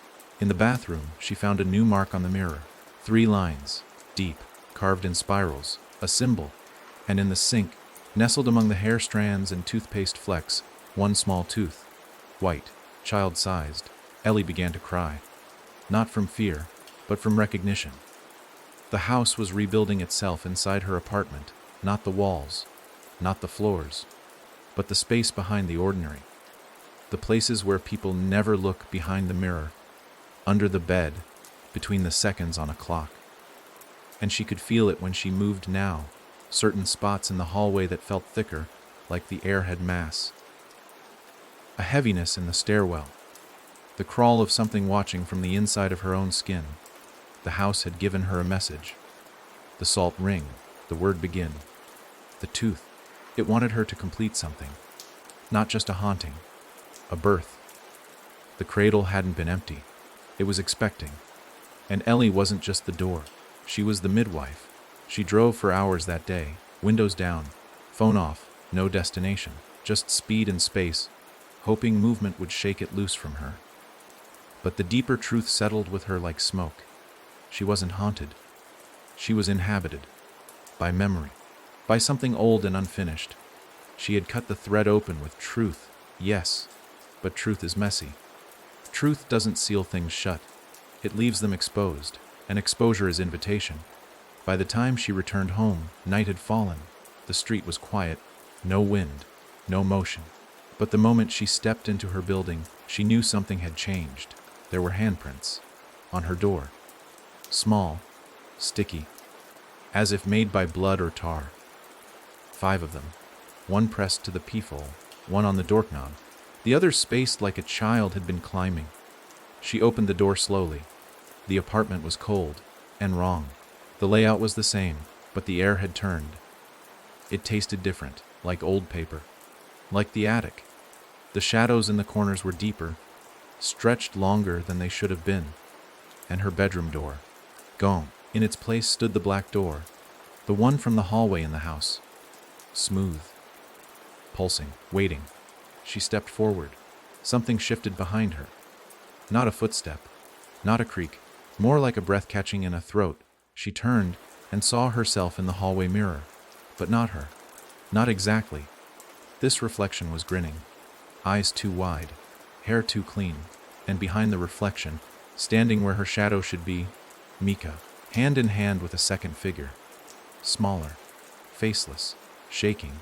Ellie screamed and smashed the mirror. The reflection blinked out, but her own image stayed on the glass for a full second longer before shattering. She ran to the kitchen, grabbed the old box of matches. Salt, lighter fluid, her journal, her old shoes. The stuffed animal she hadn't seen since childhood, now mysteriously waiting in the hallway. She made a circle again, this time with fire, this time by choice, and she sat inside it, staring at the door. The house hadn't tricked her. It had asked her. Begin. She was the last piece, the final memory it needed to complete itself. But maybe, just maybe, she could starve it. If she stayed in the circle. If she remembered everything. If she refused to name the child forming in the cradle, she could end it. Maybe not kill it, but deny it. And denial, she now understood, was the first mercy. The door pulsed once more. The knob twitched, and behind it, something knocked from inside her own bones. Ellie didn't sleep that night. Not in the traditional sense. Her body remained still, cross-legged within the burning salt circle, arms folded, matches clutched in one trembling hand. But her mind traveled. Whether it was exhaustion, madness, or something the house had laced into her breath, she couldn't tell. All she knew was that time no longer unfolded in minutes or hours. It came in pulses, in surges of memory and dread. The door stayed where it was, unmoving, but something on the other side of it had begun to change. She could feel it. It no longer waited. It grew. Like vines in soil, like roots pressing against the inside of a coffin. At 3:17 a.m., the floor beneath her vibrated. A deep, slow thrum, not an earthquake, not pipes. A heartbeat. One long, heavy pulse that shook the light bulbs in their sockets and cracked the paint along the ceiling. The apartment held its breath afterward, not just in silence, but in expectation. She stayed within the circle, didn't speak, didn't blink, because she knew the door wasn't just there to be opened. It was there to be answered. And the thing on the other side, whatever it had become, whatever it was pretending to be now, had her name on its tongue. She could feel it, shaping the syllables in the darkness, building a voice from all the forgotten sounds she'd thrown away across her life, the sob. She bit back at her mother's funeral, the laugh she never forgave herself for when Mika vanished, the prayer she whispered too late. It was forming a version of her, a thing she could not fight unless she remembered exactly who she used to be. By morning, something had changed. The salt circle had turned black. The floorboards beneath her were scorched in a perfect ring, as though they'd absorbed not just the fire, but the intention behind it. When she stood, legs numb, stomach aching, heart thudding in weird, uneven rhythm, she found her breath fogged in the air. It wasn't cold, but the air reacted like it was. Like her body now carried a different temperature than the room around it. The black door loomed, same as before, but something had seeped beneath it, not water, not blood. A shadow, thin, long, reaching in spider leg strands across the floor, curling toward her feet. She backed away, and the strands followed like they recognized her now. No longer testing, claiming, she ran to the bathroom, locked the door, splashed water on her face. When she looked up, she didn't see herself. She saw Mika, but not the girl, the thing Mika had become. Skin tight over hollow bones, eyes like old photographs, smiling without joy. And behind her reflection stood the faceless child from the cradle, still forming. It had hair now, black and limp, a mouth, just wide enough to whisper. "You're almost ready," it said. Ellie screamed and struck the mirror with her elbow. It didn't crack, it rippled, as if it were a surface of black oil, not glass. The face didn't disappear. It only blinked, then vanished into a fog of shapes. Fingers, mouths, eye sockets. Too many to count. She staggered back, fell into the tub, tried to breathe. But the air fought her. It pushed against her lungs like drowning. When she finally burst free, gasping, retching, her hand touched something cold on the tile floor. The same box of matches she'd held all night. But it had changed. The label had been scratched off, and someone had carved the word Mautiar into the cardboard. Her blood went cold. This wasn't a haunting anymore. It was inheritance. The next night, she started bleeding from her ears, a slow, syrupy leak, no pain, just pressure. And with it came the voices, not outside, inside, echoing between thoughts. She couldn't tell which were hers anymore. Some were soft, others shrill. All of them called her the same thing, the last door. "You opened the circle," they whispered. "You remembered. That made you fertile." She didn't understand at first, not fully, until she started dreaming of the house again. Not as it had been, but as it would be. Built not from timber and nails, but from her. From wombs of memory. Walls stitched from grief, doors locked with secrets. Windows that opened only to faces she tried to forget. It was growing again. But now the house wasn't where she'd left it. Now the house was her. Every reflection started lying. They smiled when she didn't. They waved when her arms stayed still.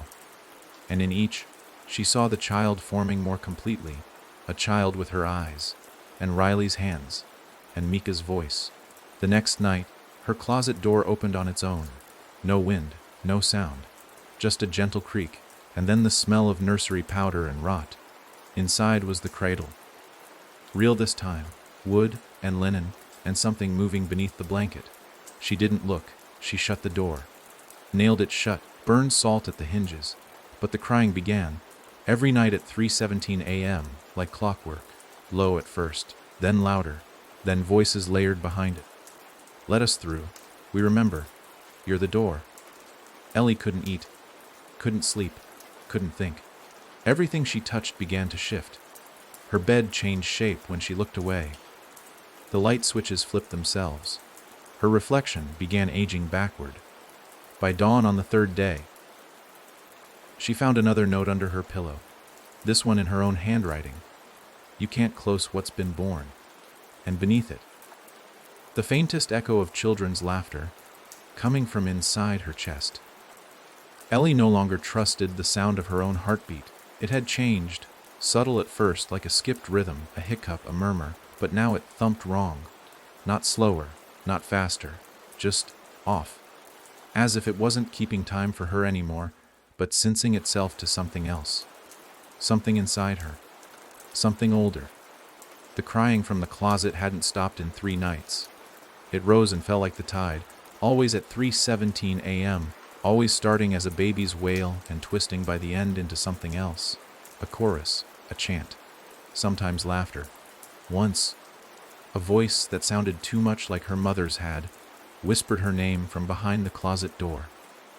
But when Ellie opened it, hands trembling, breath held, hammer raised, there was only the cradle. Still, silent, and completely empty, but not untouched. The blanket inside was damp and warm. She stopped sleeping in the bedroom after that. The living room offered no safety, but at least it didn't pretend. The black door never followed her there. The walls didn't breathe quite as hard, and the air, while cold and wrong, didn't pulse against her spine the way it did in the hallway outside her room. She sat on the floor with a notebook and pen, trying to write down what she remembered. Not just from the house, but from before. From childhood. From the years she'd convinced herself Mika was imaginary, a trick her brain had invented to hide something darker. But when she started to write, the words didn't come. Not hers, anyway. Her hand moved, but the letters on the page were scrawled, jagged, unfamiliar. The words weren't hers either. She was supposed to stay. You said forever. Now we stay with you. She ripped out the page, burned it in the sink. But the next night, it appeared again. Same handwriting, same message. Only this time, it was signed. Mika. Ellie began coughing up dirt. Not symbolic, not figurative. Actual dirt. Rich and black, like from a forest floor. It coated her tongue in the middle of the night, filled her mouth, poured from her throat. No matter how many times she brushed her teeth, the taste remained, earthy and metallic and strangely sweet. It made her gums throb, her nose bleed. It clung to her like ash from a fire that never burned down. She went to the hospital once, walked into the ER with trembling hands, said she thought something was wrong with her lungs. They ran tests, took scans, but the results were clean. Perfect even, too perfect. The nurse smiled too wide. The doctor didn't blink often enough. A technician in the hallway watched her from the corner of his eye and never moved, even when she turned to look. And when she asked for a copy of the X-rays, the envelope was empty. She didn't go back. That night, she felt something crawling beneath her skin. Not metaphor. Movement. Something threading its way across her back, shoulder to shoulder, like an invisible centipede stitching itself into her spine. When she reached around to feel, her hand came back with a hair. Long, dark, not hers. She screamed and tore off her shirt, but nothing was there. No wounds, no marks, just the lingering impression of something that had already burrowed deeper. A week passed, or maybe more. Time thinned out. Her phone stopped working. Screens cracked without being touched. Clocks reset themselves to 3:17 and stayed there. The salt no longer held its line. She poured it, prayed with it, slept inside it, and still the marks crept across the walls. Symbols etched in soot. Teeth lined along her baseboards. And in every mirror. Her face, but not her eyes. The thing behind the glass was getting braver. Then came the crawl space. She hadn't had one before. Her apartment was a top-floor unit. No basement, no attic. But one morning, the corner of her closet door wouldn't open fully. Something blocked it. Something beneath the carpet. She peeled it back and found a small square hatch she swore had never been there. It was already unlocked. She shouldn't have opened it. But by now, it didn't matter what she should or shouldn't do. Curiosity wasn't the thing driving her anymore. It was familiarity. The way you look at a map and suddenly realize the path you're on isn't new. It's one you forgot you walked before. She lifted the hatch. Smell hit first, rot, rust, and that sweet, earthy decay that now lingered on her breath. A short ladder descended into the dark. No sound, no draft. She climbed down. At the bottom, a room, not large, candlelit. Stone walls that couldn't have fit inside her building's foundation. And at the center, a mirror, standing on its own, framed in scorched wood, its surface black and soft, like oil. She stepped closer, and in the glass, not her reflection, but a window to the house on Black Hollow Road, still standing, still waiting. But now it was alive, roots crawling up the sides, lights on in every window, curtains shifting, and in the attic, a girl, staring out, wearing Ellie's face. Mika stood behind her, smiling, hands on her shoulders, mouth against her ear, and Ellie heard the whisper. Through the glass, from miles away, from inside herself, "You're almost ready." Then the mirror rippled. Once, twice. And behind her, in the real dark of the crawl space, something breathed. Close, wet, inside her hair, right against the back of her neck. And she knew the house wasn't waiting for her to return. It had already moved in, and it wanted to be born. Through her. Ellie hadn't eaten in 2 days. The thought of food made her gag. Everything smelled wrong, meat like rot, fruit like ammonia, water like rust. But she wasn't hungry. That was the most disturbing part.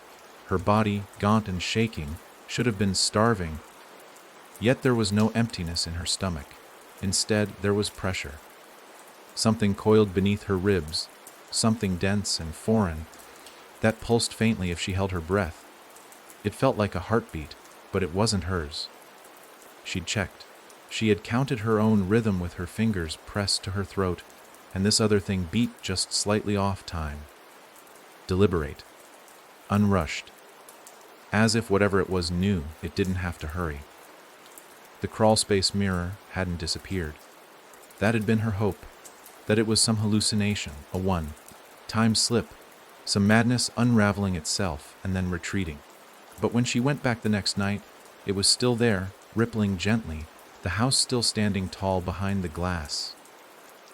Only now, things moved inside it. Lights turned on and off. Doors opened to rooms that hadn't existed before. And once, just once, she saw a child's silhouette leap from the attic window, fall toward the grass, and vanish before hitting the ground. No sound. No scream. Just the flicker of movement, and then nothing. She left the crawlspace hatch open now. No use pretending it wasn't part of the apartment. The house wasn't on Black Hollow anymore. It was underneath her skin, and closing doors only made it hungrier. It wanted acknowledgement. It wanted attention. Like a child wailing in the next room, knowing you'll come eventually if the sound is piercing enough. That night, the whispers returned. Not from the closet, from inside the walls, but not like before, not directional, not confined. They came from every direction. A chorus whispering in perfect harmony, rising from the drywall, floorboards, even the air vent. Her name at first, then other names. Some she recognized, Micah, Riley, Elias. Some she didn't, Cassie, Ben, mother, host. One word kept threading through them all, open. She pressed her hands to her ears. But the whisper only got louder.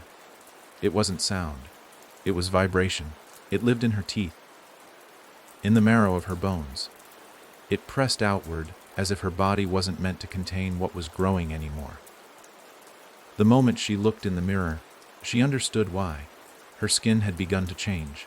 Not rot, not bruising, cracks, thin, delicate ones around her collarbone, like spiderweb fractures in porcelain, and beneath them, light, not bright, but soft, reddish, pulsing like fireflies under glass. She ran her fingers over the cracks, half expecting them to flake off. They didn't. They pulsed back at her touch. And as she stared, horrified, her reflection smiled. Her lips didn't move. The mirror version did. Then it whispered, almost. Ellie collapsed to the bathroom floor. She didn't cry. Crying felt useless now. Instead, she crawled back to her journal, the one she hadn't touched in days, and began to write.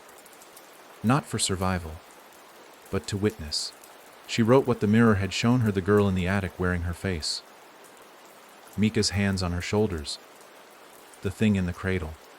The crawling inside her spine. The pulse under her ribs. The word mother burned into the back of her mind like a brand. She wrote until her fingers cramped and her nose bled again. Thick this time, blacker than it should be. The blood soaked into the pages, and the words shifted. When she blinked, her writing was gone. In its place we grow with memory. We bloom in guilt. We are born in you. At 3:17 a.m., the closet door creaked open on its own. Ellie didn't move. Didn't scream. She watched as the cradle slid across the floor, no hands pushing it, no noise of wheels, just movement, like the room wanted it closer. She looked inside, still empty. But not still. The blanket shifted, rose, fell. Breathing, she backed away and hit the wall. Her heart beat faster, but the second pulse beneath her ribs beat slower, steady as ever, unbothered. She crawled to the wall and curled into herself, whispering prayers she hadn't believed in since childhood. Words her mother used to mutter, half drunk and half asleep after bad dreams. Prayers Mika once mimicked when they played church in the attic. Silly words, powerless. But Ellie clung to them like a lifeline anyway, and the whispers laughed, all around her, inside her, until one rose louder than the rest. Mika's voice. You don't get to forget this time. Then the closet light flickered, and the cradle was full. Something inside kicked, hard enough to shake the floor, hard enough to echo, and Ellie felt it, in her stomach, in her spine, in her name. The house wasn't asking permission anymore. It was preparing. She wasn't haunted. She was pregnant with memory, with something old, and soon, it would be strong enough to step through her, into the world. Ellie stopped trying to explain the timeline. The clocks in her apartment had long since abandoned any logic. Her phone remained stuck at 3:17. Her watch spun backwards. The microwave reset itself every hour with a different date. Sometimes years in the past, sometimes dates that hadn't happened yet. She'd tried to make sense of it all. Chart it, record it, match it to lunar cycles, anything. But the truth was clear now. Time had begun unraveling the moment the house entered her. Not when she entered the house, when it entered her. There was a difference. One that pulsed under her skin now, steady as a second heartbeat. A slow, methodical drumming that reminded her, with every breath, that something was coming. And she would be the door through which it arrived. Her body had started to change in ways she couldn't name. Her skin bruised easily now, even without contact. Lines had formed across her stomach, vein-like, too symmetrical to be natural. Each morning, she woke with a new mark. Symbols burned into her sides. Her neck, once even across the soles of her feet. She couldn't read them. But she didn't need to. They weren't meant for her. They were instructions. Rituals. The thing inside her had begun to write its own rules, and it was learning fast. The crawling sensations came in waves now, always beginning with a breath that wasn't hers. She'd be sitting, trying to force down tea or dry toast, when something inside her lungs would inhale, a full breath, deep, wet, as if a second set of lungs had opened inside her, lower, just beneath the ribcage. She'd freeze. And then the movement would start, tiny at first, a ripple in her gut, then more violent, her spine arching, her eyes rolling, and always the same voice, just below hearing level, whispering the same three words, almost, almost, almost. She stopped going outside. The world beyond her apartment no longer felt reachable. Elevators refused to take her to the ground floor. Doors locked themselves. Once she smashed her window with a lamp, desperate for air, and behind the glass was nothing. Not street. Not sky. Just dark. Not black like night, but black like space, like the absence of anything, and something moved in it, slowly. Watching. The apartment had become the new house now, its own entity, alive, breathing, and each room, each corner, bent subtly inward. Like the walls had begun folding themselves toward her, as if the entire place were becoming a womb. On the seventh night, if it could be called night anymore, she passed out. Not from exhaustion, from pressure. It started with a sharp pain in her lower abdomen, a tearing, twisting sensation that dropped her to the kitchen floor. She bit her own tongue to keep from screaming. Her body convulsed. She vomited mud, actual dirt, thick and worm-streaked, sliding from her mouth in ropes. Her vision blurred, her nails cracked, and then, a rush of memory not her own, a field, children running barefoot through grass taller than their heads, a girl calling her name. Ellie, come see! A hill, a hole in the ground, and something inside it whispering back. Not Mika, not anyone, just sound, endless and shapeless. Promising. She came to hours later, curled into a fetal position on the floor, surrounded by soil. It was still warm, as if fresh from the earth. And in the center of it all, a perfect baby tooth. Her own. She recognized the curve of it. She'd lost it when she was 7, playing in her grandmother's backyard. She'd buried it in the garden, believing it would grow into a new mouth. Now it had returned clean. White. Smiling. She didn't cry. She didn't have tears left. Instead, she crawled to the bathroom and stared at herself in the mirror. This time, her reflection didn't mock her. It looked tired, pale, and visibly pregnant. The impossible swell of her stomach rose in a slow breath, rising and falling in rhythm. Not hers. The child, if it could even be called that, was nearly ready. She could feel its thoughts now. Not in words, but in weight. In pull. It wanted out. And it wasn't asking anymore. She tried once, just once, to end it. Tried to take a blade to her stomach. But the moment the tip of the knife touched her skin, the apartment responded. The lights went out. The floor cracked. And from behind every wall, every pipe, came a scream, not hers. A chorus of voices, children, hundreds, thousands, begging, pleading, threatening. The blade flew from her hand on its own. Her body seized up, and the voice that came from her own mouth wasn't hers. You will carry us. She blacked out, woke in bed, naked, wrapped in red cloth she didn't own. And beside her, on the pillow, a note written in suit, we come through you. You are the house now. This is the labor of remembering. She couldn't move for a long time after that. Could barely breathe. All she could do was lie there, one hand on the curve of her belly, and feel it shift beneath her skin. This wasn't birth. This wasn't motherhood. It was possession in pieces. And when it finally arrived, it wouldn't cry. It would remember. It would walk. It would speak all the names she tried to forget. And it would build the house again, using her bones. The walls were no longer just watching her. Now, they heard her. Ellie felt it the moment she whispered beneath her breath. Just a small, trembling prayer she hadn't meant to say aloud, and the apartment paused. Not froze, not shook, just paused. Like something inside the plaster had pressed itself still against the wood. Holding breath, pressing ear to surface, waiting for the next word. The silence afterward was so sharp it felt like a warning. She didn't speak again. She hadn't left the apartment in what felt like weeks. Time no longer arrived in sunrises or phone calls, but in symptoms. The changes, the shifts, the way her stomach grew tight each night, swelling just slightly more than the day before. The way her fingernails began to flake off, one by one, curling away to reveal not skin, but something darker underneath, smooth red forming. She hadn't blood. There was never blood. Just these silent, impossible losses. As if her body was no longer falling apart, but being repurposed. The thing inside her had begun to whisper back. Not always in words. Sometimes it was in feelings. Waves of anger when she moved too quickly. Bursts of cold when she tried to sleep. The the sudden sharp smell of mildew and copper when she dared to hope. But sometimes it spoke. Always when she was alone. Always from the dark corners of the room where the lights flickered just enough to make her doubt what she'd seen. "You'll be the first to hold me," it had whispered one night. And on another, just before dawn, when her stomach twisted with movement, it said you were chosen because you forgot. It liked to repeat that she forgot.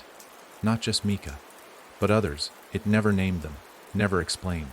Just left her with that thought that somewhere, a version of her had let people vanish. People who had depended on her, trusted her. And now, the house was trying to make sure she never forgot again. She woke one morning to find her walls were bleeding. Not with blood, with memories. Photos had begun to appear on the wallpaper, ghosted in, like images developing in a chemical bath. At first faint, then sharp. One showed her and Riley on Halloween, dressed as matching ghosts. Another Mika sitting on the edge of the attic window, legs swinging, and others strangers. Children she didn't know, standing in doorways that weren't part of this apartment. Some smiling, some crying, all staring directly into the lens, directly at her. Every hour, a new one appeared. She tried scrubbing them. They wouldn't wipe away. When she painted over them, the faces bled through.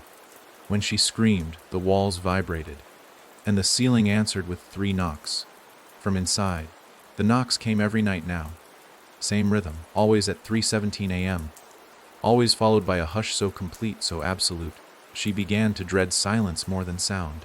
On the 16th night, the door returned, the black one, smooth as ever, no handle, no seams, just there, at the center of her hallway. It pulsed softly, in rhythm with her heartbeat. Or no, not hers. The other one, the slower one, the inside one. She stood in front of it and said nothing. Did nothing. And it responded, it breathed. The air in the hallway pushed toward her, warm and wet and full of something else's breath. And then came the voice, smaller than before, but clearer. A child's voice. "Can I come out now?" Ellie froze. She didn't answer. "Can I come out now?" The voice asked again, gentler this time. "No," she said, barely a whisper. "But you said you'd love me." Her stomach twitched, not kicked. Twitched like something shifting position, getting comfortable. "I didn't," she said. "I never said that." "Yes, you did," it replied. "You said forever." A pause. Then and I listened. The lights went out, total black, except the door, which glowed now. Red around the edges, pulsing like an infected wound. She backed away, but the floor didn't move. Her feet scraped, but she went nowhere. The hallway had tilted, toward the door, gravity pulling her forward, gently but firmly, as if the building had decided that her resistance was no longer relevant.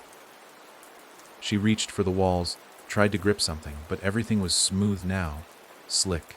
And then, the door opened, not fast, not dramatic, just a quiet slide, like a breath parting lips, and inside darkness, but not empty. She saw the shape, small, shivering, sitting on the floor with its back to her.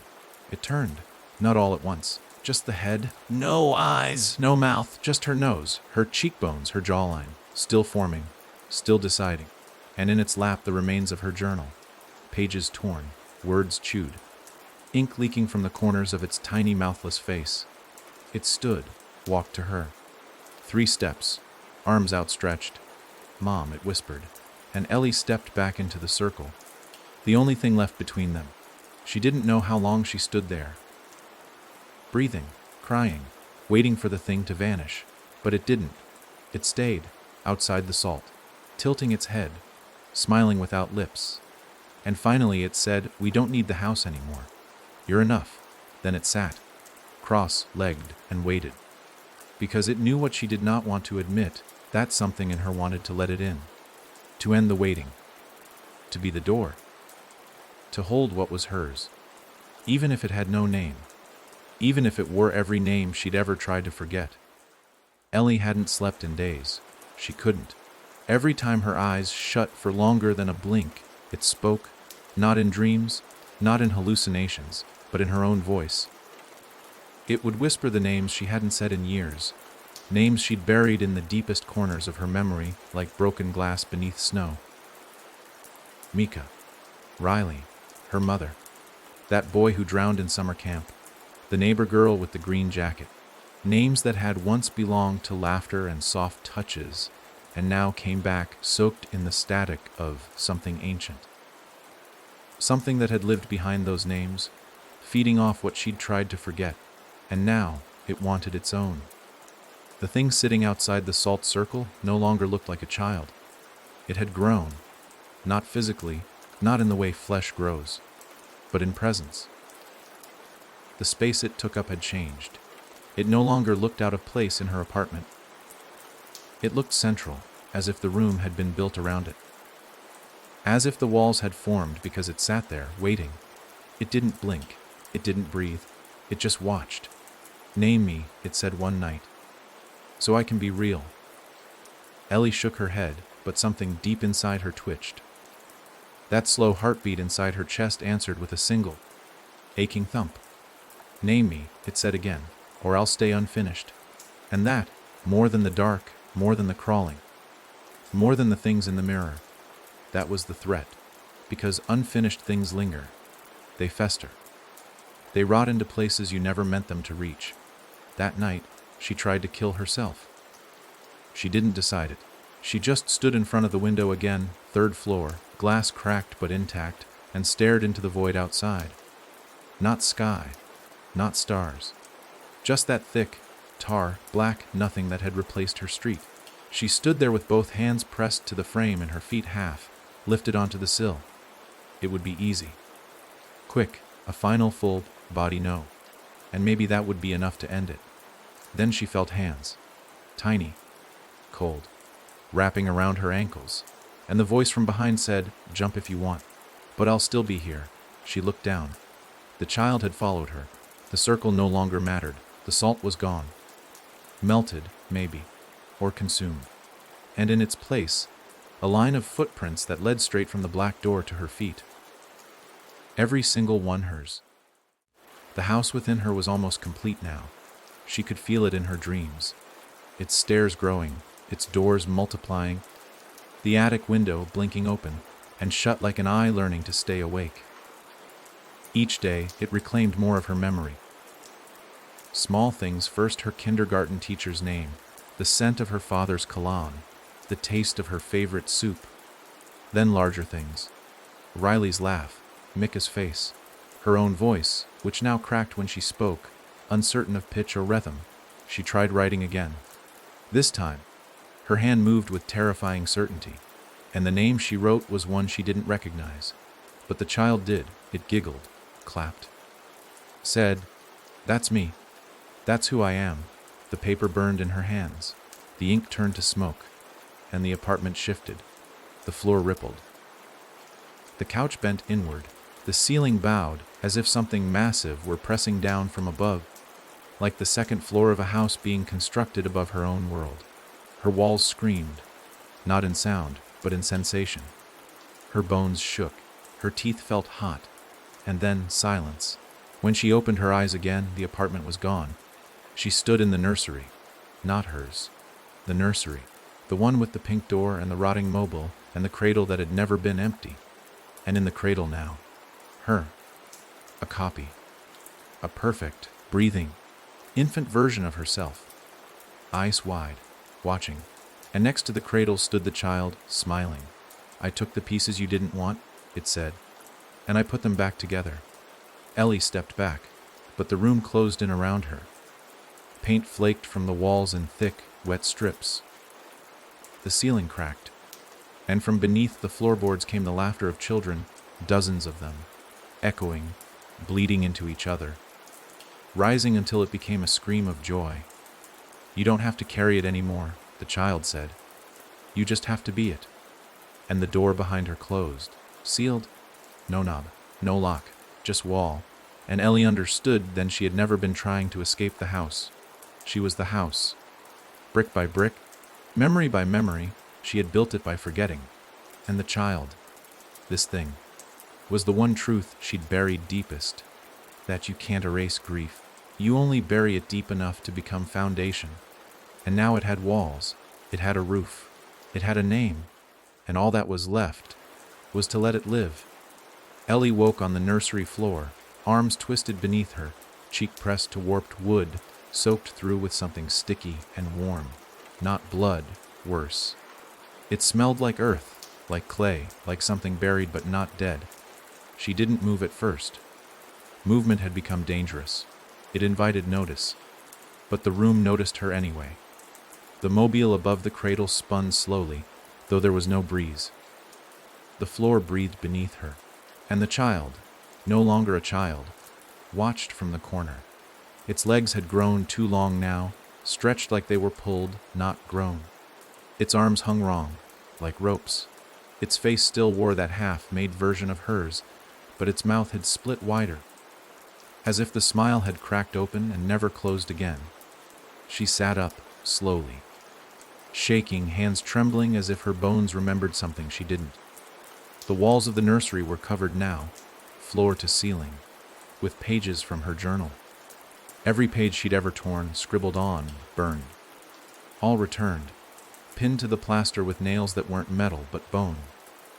And written over each page, layer upon layer, was the same word in countless messy strokes: Naam. I don't want to, she whispered, voice hoarse. But you already did, the thing said from the corner. She shook her head. Then why am I here? It asked. Why do I fit so perfectly? Ellie didn't answer. Couldn't. Her throat closed. Because it was true. She had given it something. A thought. A fear. A memory she'd refused to face. And from that seed, it had grown. She stood, wobbling, bracing herself against the wall. The cradle creaked behind her. She refused to look inside again. The last time it had looked back, with her eyes, with her grief, with her guilt. And now, the house inside her had expanded. She could feel its rooms, each one tied to something she'd let go. The hallway where her sister disappeared. The kitchen where Riley used to hum that stupid song about the sun. The attic where Mika whispered the first story about the girl who fell into a mirror and never came back. Each memory a room. Each room another part of her the house could claim. The next time she blinked, she was somewhere else. No transition, just a sudden shift. Now she stood in the long hallway, the real one, the one from Black Hollow. Every door on either side slightly ajar, each one breathing. From behind them came noises, wet, muffled, sometimes laughing, sometimes begging. She knew better than to open them. But one door at the end glowed red. It pulsed, just like the black door had in the apartment. Only now it breathed in sync with her. Inhale, door expands. Exhale, door shrinks. Like it had learned her rhythm, it was ready. But not to be opened, to open her. That was the difference. The hallway stretched, became longer with each step. The light dimmed. The laughter behind the doors turned to shrieks. A child's voice called her name from behind one. Ellie, please. You promised. You said you'd never leave me here. And she nearly turned. Nearly opened it. But she didn't, because she remembered something now. She had made promises, so many, and she had broken them all, to Rayleigh, to Mika. To the faceless others she'd chosen to forget so she could keep functioning. Her entire life had been an act of survival at the cost of memory. And now memory had built itself a body, and it wanted to live. She reached the red door. There was no knob, only a small keyhole where a mouth might be. And inside it, something breathing. She could feel the pull, a wind from nowhere drawing her forward, trying to pull her in. But it didn't want her body. It wanted her voice, her agreement. The door needed her to speak the name again, to finish what she started, to seal the birth. She leaned forward, whispering, "No, I take it back." The breathing stopped, then started again, louder. Hot air burst from the keyhole, thick and sour. And then, from behind her, the long-legged thing hissed, "You can't take back what you made." She turned. It stood closer now. Not a child, not even human. A shape born of everything she'd tried not to be. Of guilt, of neglect, of silence. Its limbs shook as it laughed. You were never haunted, it rasped. You were hollowed. And then the walls began to split. Long, thin cracks racing across the plaster, across her arms, across her legs, mirroring the cracks in her memory. And from inside each split, a whisper, say it. Say it. Say my name. Her mouth opened. No sound came. Just dust. A collapse of voice. Because that was the price now. She could open the door, or she could remain herself, but not both. Because the name wasn't just a sound. It was a binding, and once spoken, it would never let her go. The thing stepped closer. Now fully her. But wrong. Smiling the smile she wore the day she lied about remembering Mika. Wearing the dress she wore to Riley's funeral. Holding the broken tooth she'd buried. It pressed its forehead to hers, and whispered the name again. The one Ellie had almost believed she'd invented. The one that had never been hers alone. The name that didn't just open doors. It opened her. She screamed, and the red door opened inward. Into black. Into breath, into birth. Ellie didn't fall through the red door. She was pulled. Not by hands, not by force, but by recognition. The kind that reaches inside you like a hook through the chest. Not pain, not even violence. Just a slow, irresistible pull that feels almost kind. Almost. The moment she crossed, everything she remembered inverted. Colors ran in reverse. Light bent away from her. And the air knew her. It wrapped around her skin like breath in reverse. Sucking instead of exhaling, as if the place she'd entered had waited all this time to inhale her back in. A house-shaped lung, and she was finally home. Inside, the walls were flesh. They pulsed. Veins ran along the crown molding. A heartbeat thudded beneath the floorboards. The scent of rot was almost sweet.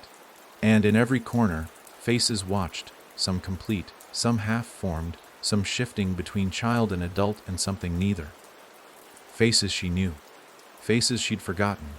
Riley's was among them, blurred, weeping soundlessly.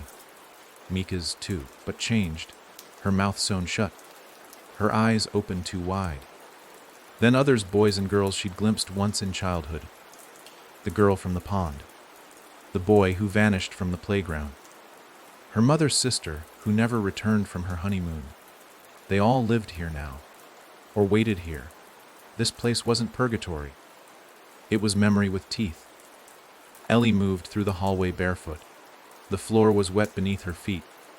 But she couldn't tell if it was blood or water or something else. Each step echoed like a name she hadn't said in years. The house whispered around her, but the words didn't come from above or below. They came from within. Her own voice layered 1,000 times, telling stories she had buried, confessions, fears, apologies.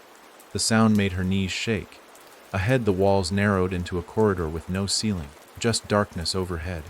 And hanging in the air, photos, thousands of them, suspended like paper lanterns. She touched one. It turned to ash in her fingers, revealing the scene behind it. Her father shouting in the living room. Her, small and silent, watching through the cracked doorframe. A memory she'd long erased or thought she had. She touched another. Riley in a bathtub, arms bruised. Laughing, that laugh again. But this time it sounded wrong. Too slow, too deep. Another. Mika standing in the attic, her face split down the middle. Half joy, half fury. Why did you leave me? Her voice whispered. You promised not to close the door. I was a kid, Ellie whispered back. You still are, Mika said. You never grew past this. The corridor stretched longer. Each step forward brought her younger. Not physically, but emotionally. She regressed with every stride. Regret swelled in her throat like bile. Until she stood before a mirror at the end of the path. Not the apartment mirror. Not the black one in the crawl space. This was different. This one showed her the version of herself that never forgot. The version that stayed in the house. The one that opened the door. She was older. Weathered. Her eyes carried no light. She wore a dress stitched from pieces of the past. Photographs, notes, newspaper clippings. Riley's obituary made up one sleeve. Mika's drawing of the mirror girl formed the hem. Across her chest, the words I remember. And that version of Ellie smiled and stepped out of the mirror. No shatter, no fanfare, just movement like stepping through smoke. "You made me," she said. "No," Ellie whispered. "I survived you." "Exactly," the other Ellie said, "and survival makes a shape. It molds. And what you've molded is me." The real Ellie turned, ready to run. But there were no more halls, no more rooms, just one. She stood inside something massive, curved, pulsing, no longer architecture, but organ. A chamber meant for gestation. And it was complete now. "You built the house to forget." "The mirror," Ellie said. "Now it remembers everything." The chamber quaked. The roof split open. And above her, hanging in the dark like a moon, was the cradle. Giant, wooden, covered in skin, and inside it something moved. Something ready. "I won't name it," Ellie said. "I won't bring it into the world." "You already did," her reflection said. "You just haven't accepted the cost." The cradle tipped. Not downward. Toward her. It began to lower, slow and deliberate, hanging by cords made of hair and string and sound. From within, the shape stirred, a soft gurgle. Then mine. Not quite the word, but close enough. The sound burrowed through Ellie's chest, into her lungs, into her ribs, carving space. She screamed and fell to her knees. The pain wasn't pain. It was expansion. She was the cradle. The child was not born of her. It was born as her. And the house was its inheritance. "Let me out," the thing whispered from the cradle. "Let me live." Ellie opened her mouth to say no. But what came out was the name. The one she hadn't meant to remember. The one she thought she'd buried in the soil of her forgetting. The one Mika used in her final breath. The one Riley etched into his arm in that final photo she never dared to look at until it was too late. The name of the thing they'd all heard at the edge of sleep whispering promises. Her child, her sin, her house. The name slipped from her lips like surrender, and when it did, the house breathed in. A slow, massive inhale, and Ellie cracked from the inside out. Not broken, opened. Welcoming, bleeding back into everything.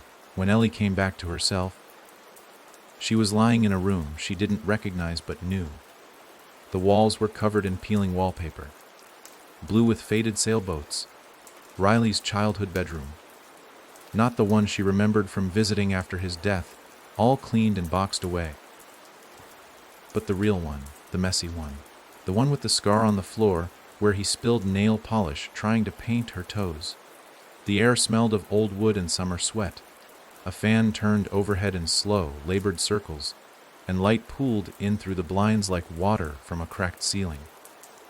She sat up slowly, every inch of her body sore, hollow. But it wasn't just exhaustion.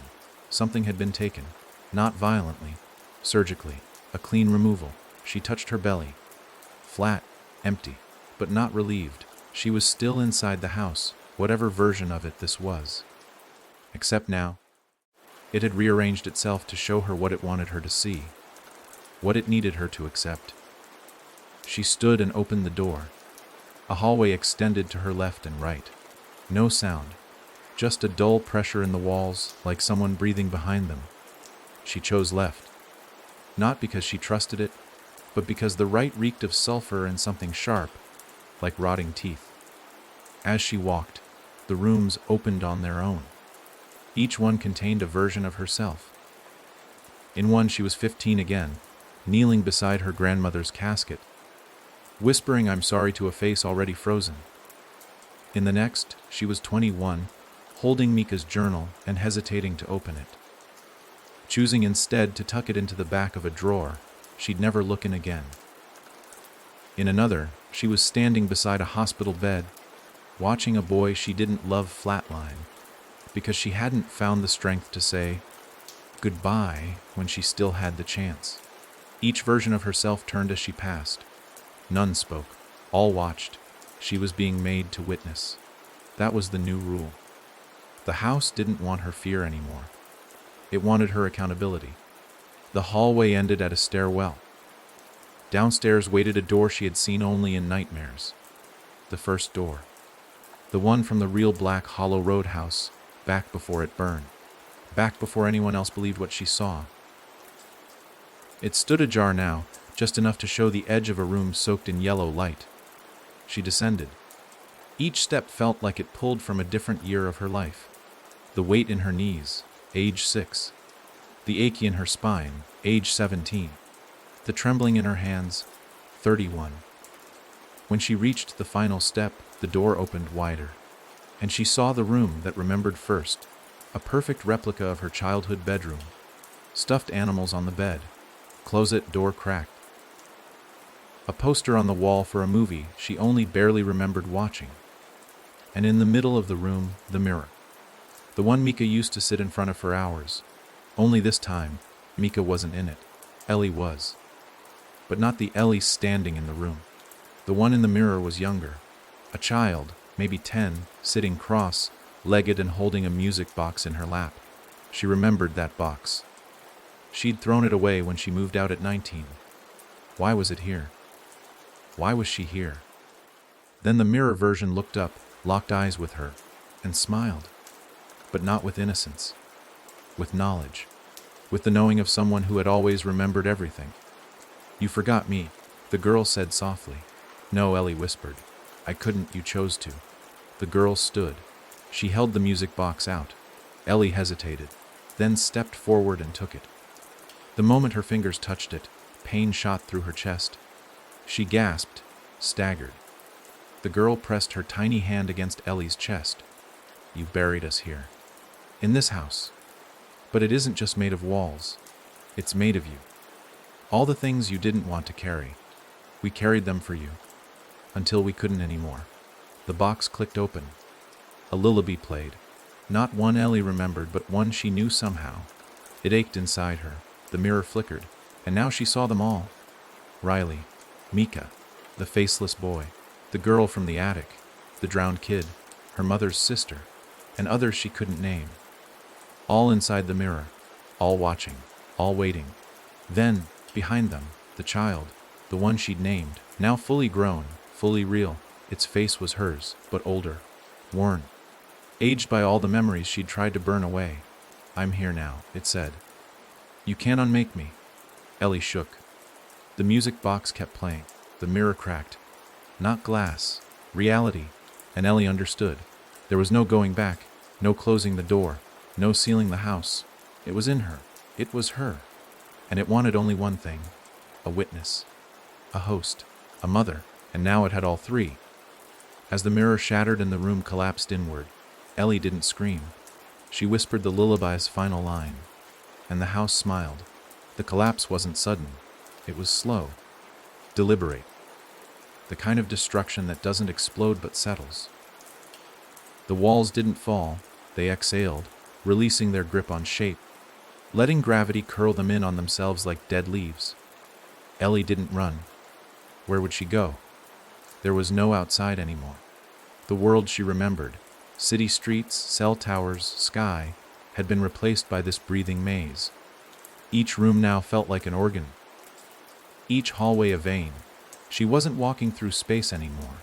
She was moving through something alive. And it liked her here. She stood where her childhood room had once been, now reduced to a skeletal outline of splinters and echo. The music box had stopped playing. Its lullaby still hung in the air, but now only as a sensation, like fingers brushing the back of her neck. The mirror shards floated midair, suspended like dust motes, glinting with scenes from lives she half remembered. One piece showed Riley laughing. Another, Mika sobbing into her pillow. Another still, her own younger face turning slowly toward something unseen, eyes wide with realization just before sleep. Ellie's chest burned, not with pain, with fullness. The heartbeat inside her was now in sync with the house. There was no second rhythm anymore. Only one, hers, and it's together. "Now you understand," said the voice. The one she'd tried to ignore. The one that never raised its volume, never demanded, but always waited. It was a child's voice no longer. It was her own, older, deeper, spoken from somewhere behind her teeth. "You were never the guest. You were never the victim. You were the architect." She staggered down the corridor, walls pulsing at her sides. The photographs lining them had faded to white. blank paper. She reached out to touch one and found it wet, like skin just beneath the surface of water. The moment her fingers brushed it, she heard him. "Riley, why didn't you answer?" he whispered. "I didn't know how," she said aloud. "You did. You just wanted to stay clean." Ellie kept walking. The house curved with her, molding itself to her path, offering no resistance. No locked doors anymore, no hiding. It wanted her to see now, to remember, to own what had been hidden. She passed the dining room, the one from Black Hollow with the warped table and the 4 chairs. But now there were 5, each chair occupied by a different version of her, a child, a teen, a bitter college dropout. The one who walked away from Riley's funeral without crying. The one who stood in the closet and told herself the scratching was just rats. Each version looked up as she passed, their expressions identical blank disappointment. "You brought it here?" said the version of her in the center chair. "Not the other way around." "No," Ellie muttered. "No, I didn't. I didn't know." "You did. That's what makes it yours." She ran. The corridor folded around her. No matter how fast she moved, the house moved faster. Rooms rearranged to match her thoughts. A hallway turned into her middle school bathroom. The one where she first saw her hands move without willing them to. A stairwell became the back of her grandmother's church, where the lights flickered whenever she prayed too hard. Every fear she'd ever repressed had been studied, measured, installed in this place. She didn't just live in the house, she was the house. And now, it wanted payment. She burst into a vast room she had never seen, but instantly recognized, the nursery, the real one, not imagined, not symbolic. This one was old, wooden, lit by a single lantern swinging overhead like a noose. In the middle, the cradle. Not the one she'd seen before, small and rotting. This one was large enough for her. And inside it, movement, slow, breathing. A shape beneath a white sheet, rising and falling with every shudder of the house. Ellie stepped forward, feet dragging. The floor moaned under her weight, but it didn't resist. The sheet stirred, and a hand reached out, her hand, veined, aged, trembling. She stared at it in horror, and the voice, the one inside her now, whispered, "You're ready." "No," she said. "You remembered. That's what you promised. That's what we waited for." The hand curled into a fist. A second hand appeared, clutching something tight, a baby's blanket. One she'd last seen wrapped around Mika when she was 5. The cradle's occupant began to rise. Ellie backed away, but the floor moved with her, pushing her closer again. The room grew darker, not from night, but from pressure, like the weight of memory itself had gathered here, settled into corners, thick as smoke. The shape in the cradle sat up. No face. Not yet, just shifting shadows. But the voice had her tone, had her cadence. "You tried to survive forgetting," it said, "but all that did was feed me." It stood, taller than it should be. Its feet hit the floor with a wet slap. And when it stepped forward, Ellie's reflection flickered across its surface, like a memory skipping through static. "You're not real," she said. "I'm all you're real," it answered. And when it smiled, the house sighed. A long, low creaking of wood and breath and hunger. Ellie dropped to her knees. She tried to scream, but her throat produced no sound, only the slow melody of that lullaby, playing from somewhere inside the walls. And the thing that wore her shape bent down and whispered, "You've been the house since the first time you forgot me." Then it reached into her chest, not piercing, just entering, and pulled out the last clean piece of her. A single word, her name. And as it swallowed it whole, the house groaned in relief, as if it had been hungry all this time and had finally been fed. Ellie no longer knew if her body was moving or if the house was walking her through itself. Every step felt like a suggestion, not a choice. Her legs carried her deeper, but the sensation was more like being dragged through a memory. Not backward, not forward, just inward. There was no up or down in the house anymore.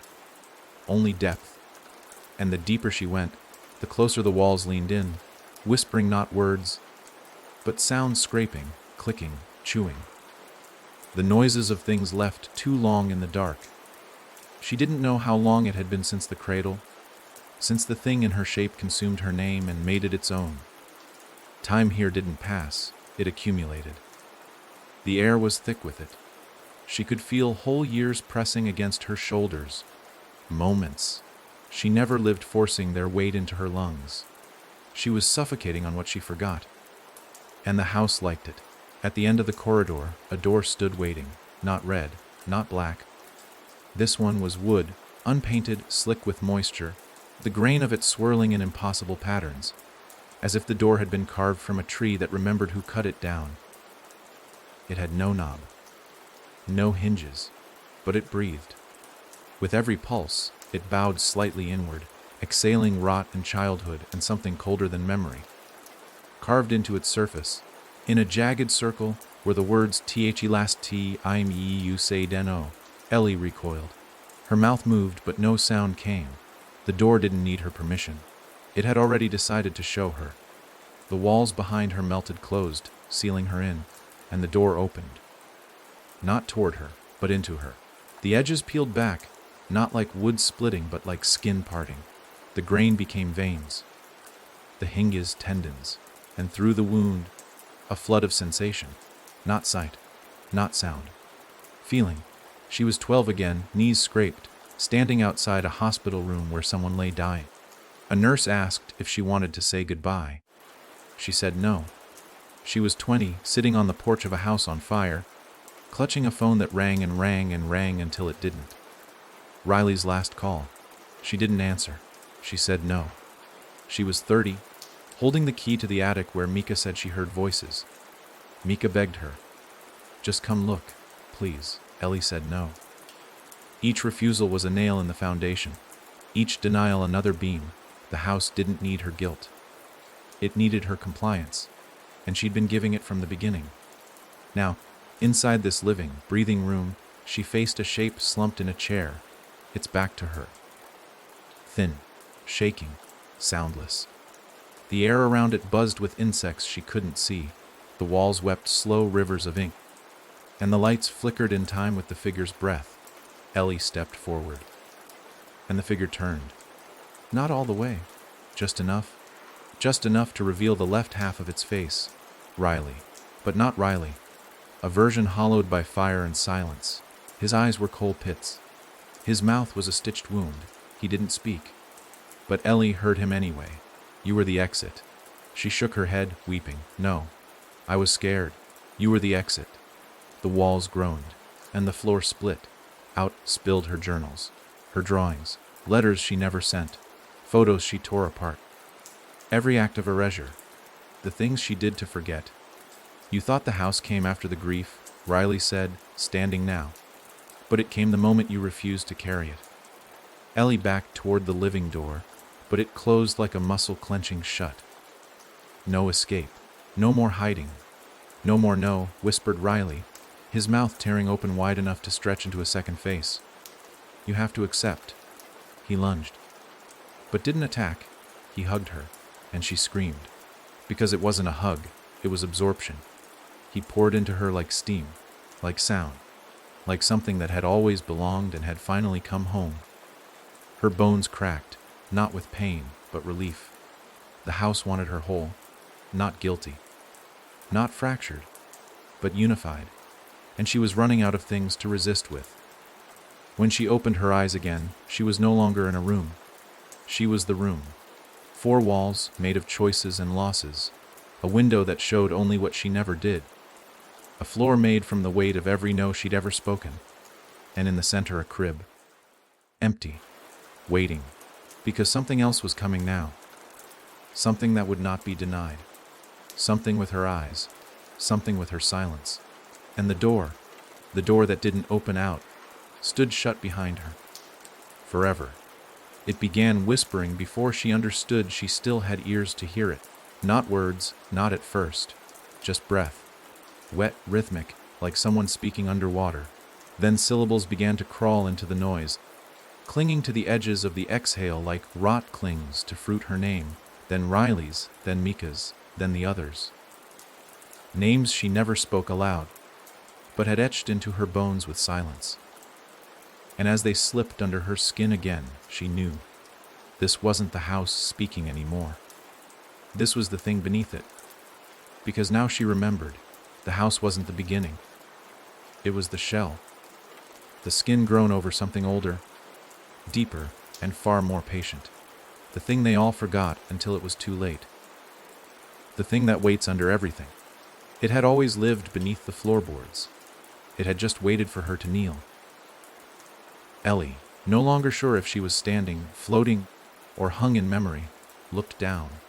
The wood beneath her feet pulsed like a heart, not beating, breathing. A long, slow inhale, followed by a tightening stillness.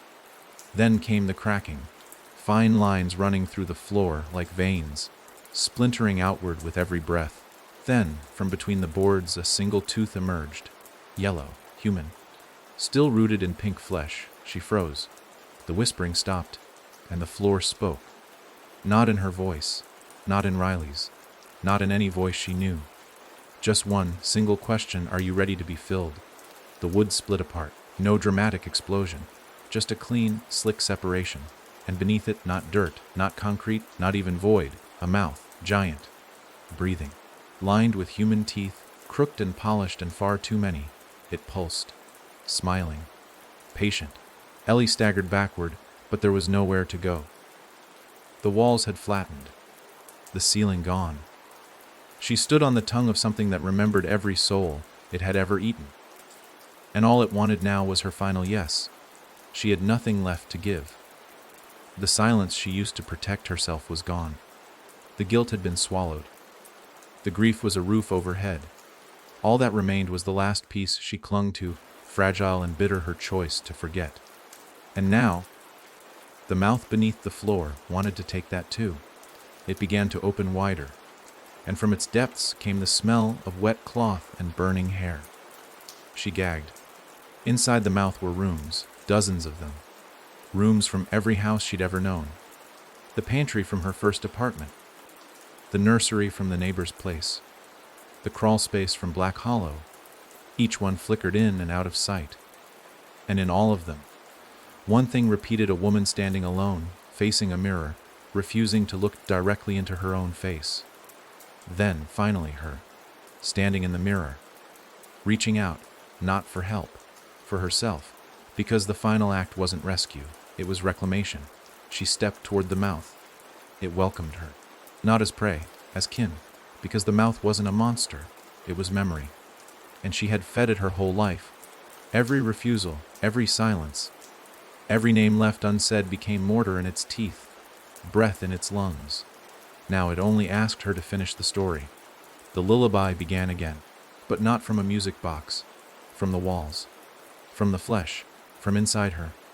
And as the floor split wider, the teeth began to part, and Ellie did something she hadn't done since the first day Riley died. She spoke.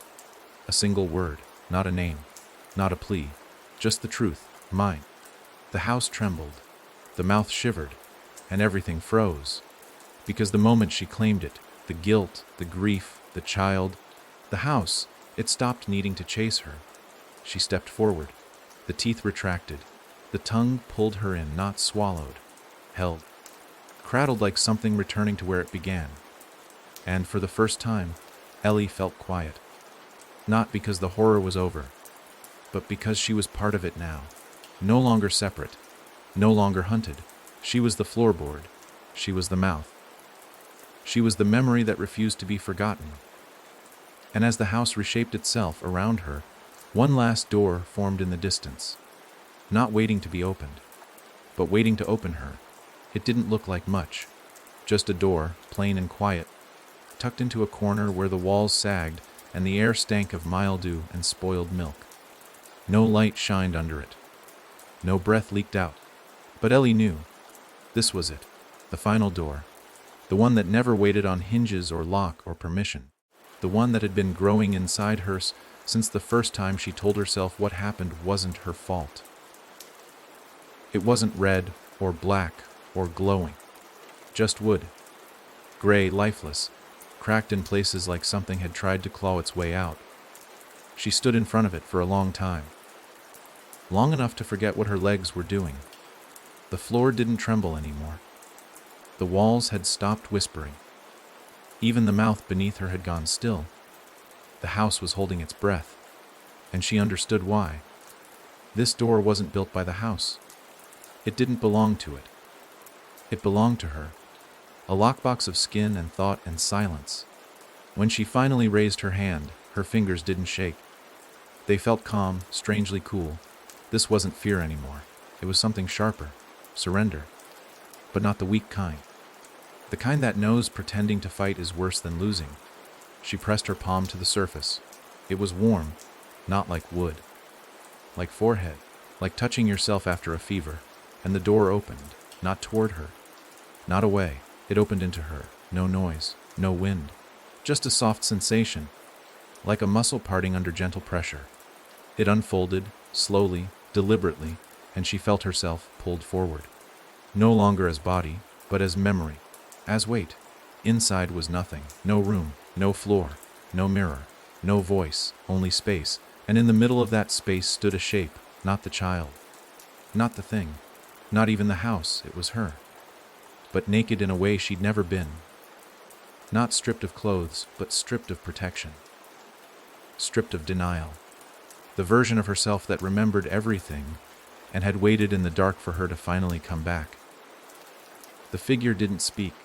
It just looked at her, not with pity, not with hate, with expectation. Ellie walked forward, slower now, like each step had to be earned, and when she stood face to face with the shape, she saw what it was holding. A box, small, wooden, carved.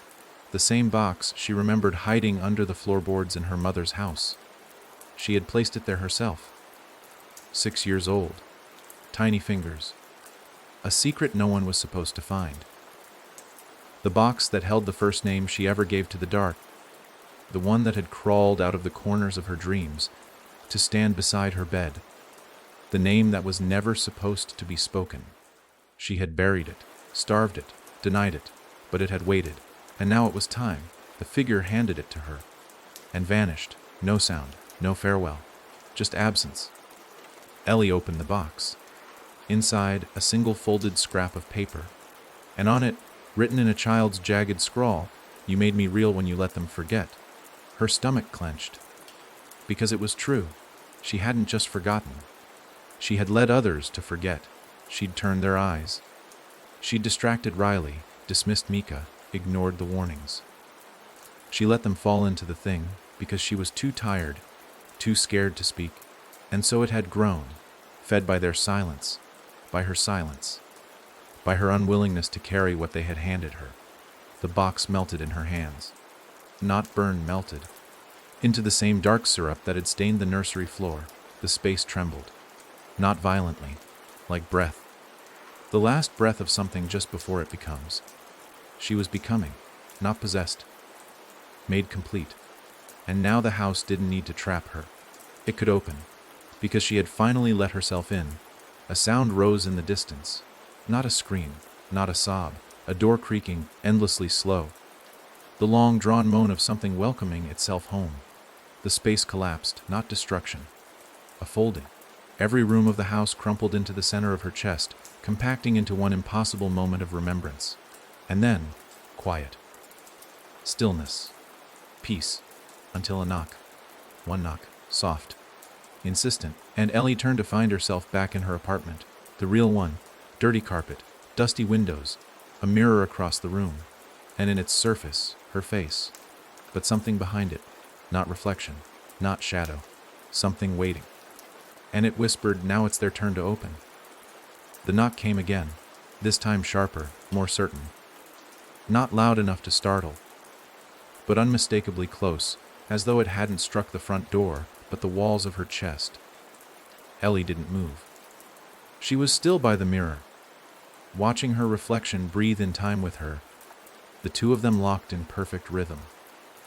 But the longer she stared, the more certain she became that her reflection was blinking just a fraction of a second too late. Like it was waiting for a cue. Like it didn't want to get caught looking too alive. She stepped back. The mirror didn't. The knock sounded a third time, from inside the apartment. No footsteps, no doors creaking, just that sound again, knuckles on wood. Slow, hollow, patient. Ellie turned. The hallway stretched longer than it should. Her apartment wasn't big, barely 2 rooms, but the corridor to the front door had changed. It didn't end at the entryway anymore. It just kept going. A mouth of dim light and sagging wallpaper, and at the far end, something leaning just out of view. She couldn't see the knocker, but she could feel it. Not a person, not anymore. A presence. The thing she let in when she said mine. It had finished waiting. Now it wanted out. Ellie took a step forward, and the floor groaned beneath her. The light flickered. Not like electricity failing, but like a memory stuttering. She reached the first corner and stopped. Her throat tightened. She could hear the breath of it now. Not huffing. Listening. It knew she was close. It was being polite. That's what terrified her most. The knock came a 4th time. Only now it wasn't on a door. It was on the mirror behind her. She spun, and it was still there, unchanged, silent. But now, in the reflection, the hallway wasn't empty. There was a figure standing at the far end. A tall silhouette. Shoulders bent. One arm longer than the other. No face. Just a hollow smear where one should have been, as if the reflection had given up trying to remember. She looked behind her. Nothing. Only the empty hallway. But the reflection stood its ground and slowly raised a hand. The one that had knocked, and it began to wave. Not friendly. Beckoning. Ellie turned and walked deeper.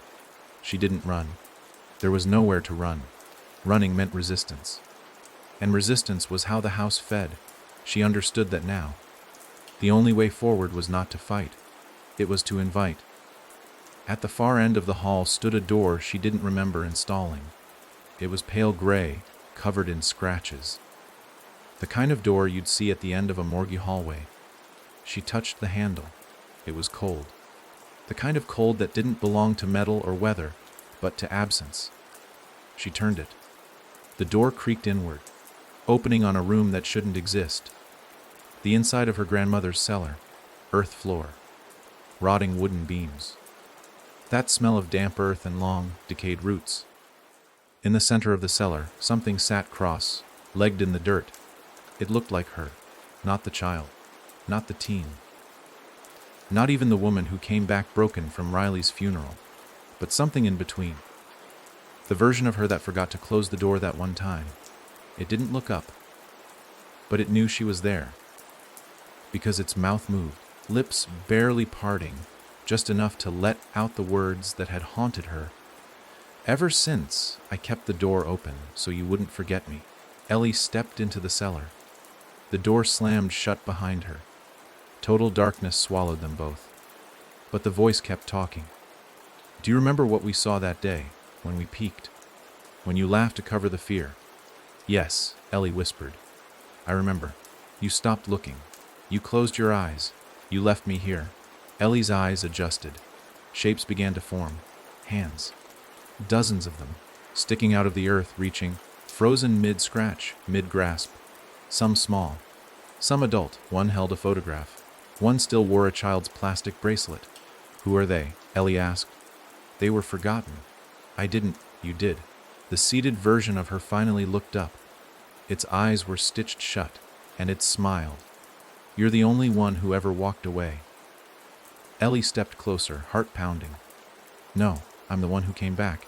The figure cocked its head, curious, as if that thought had never occurred to it.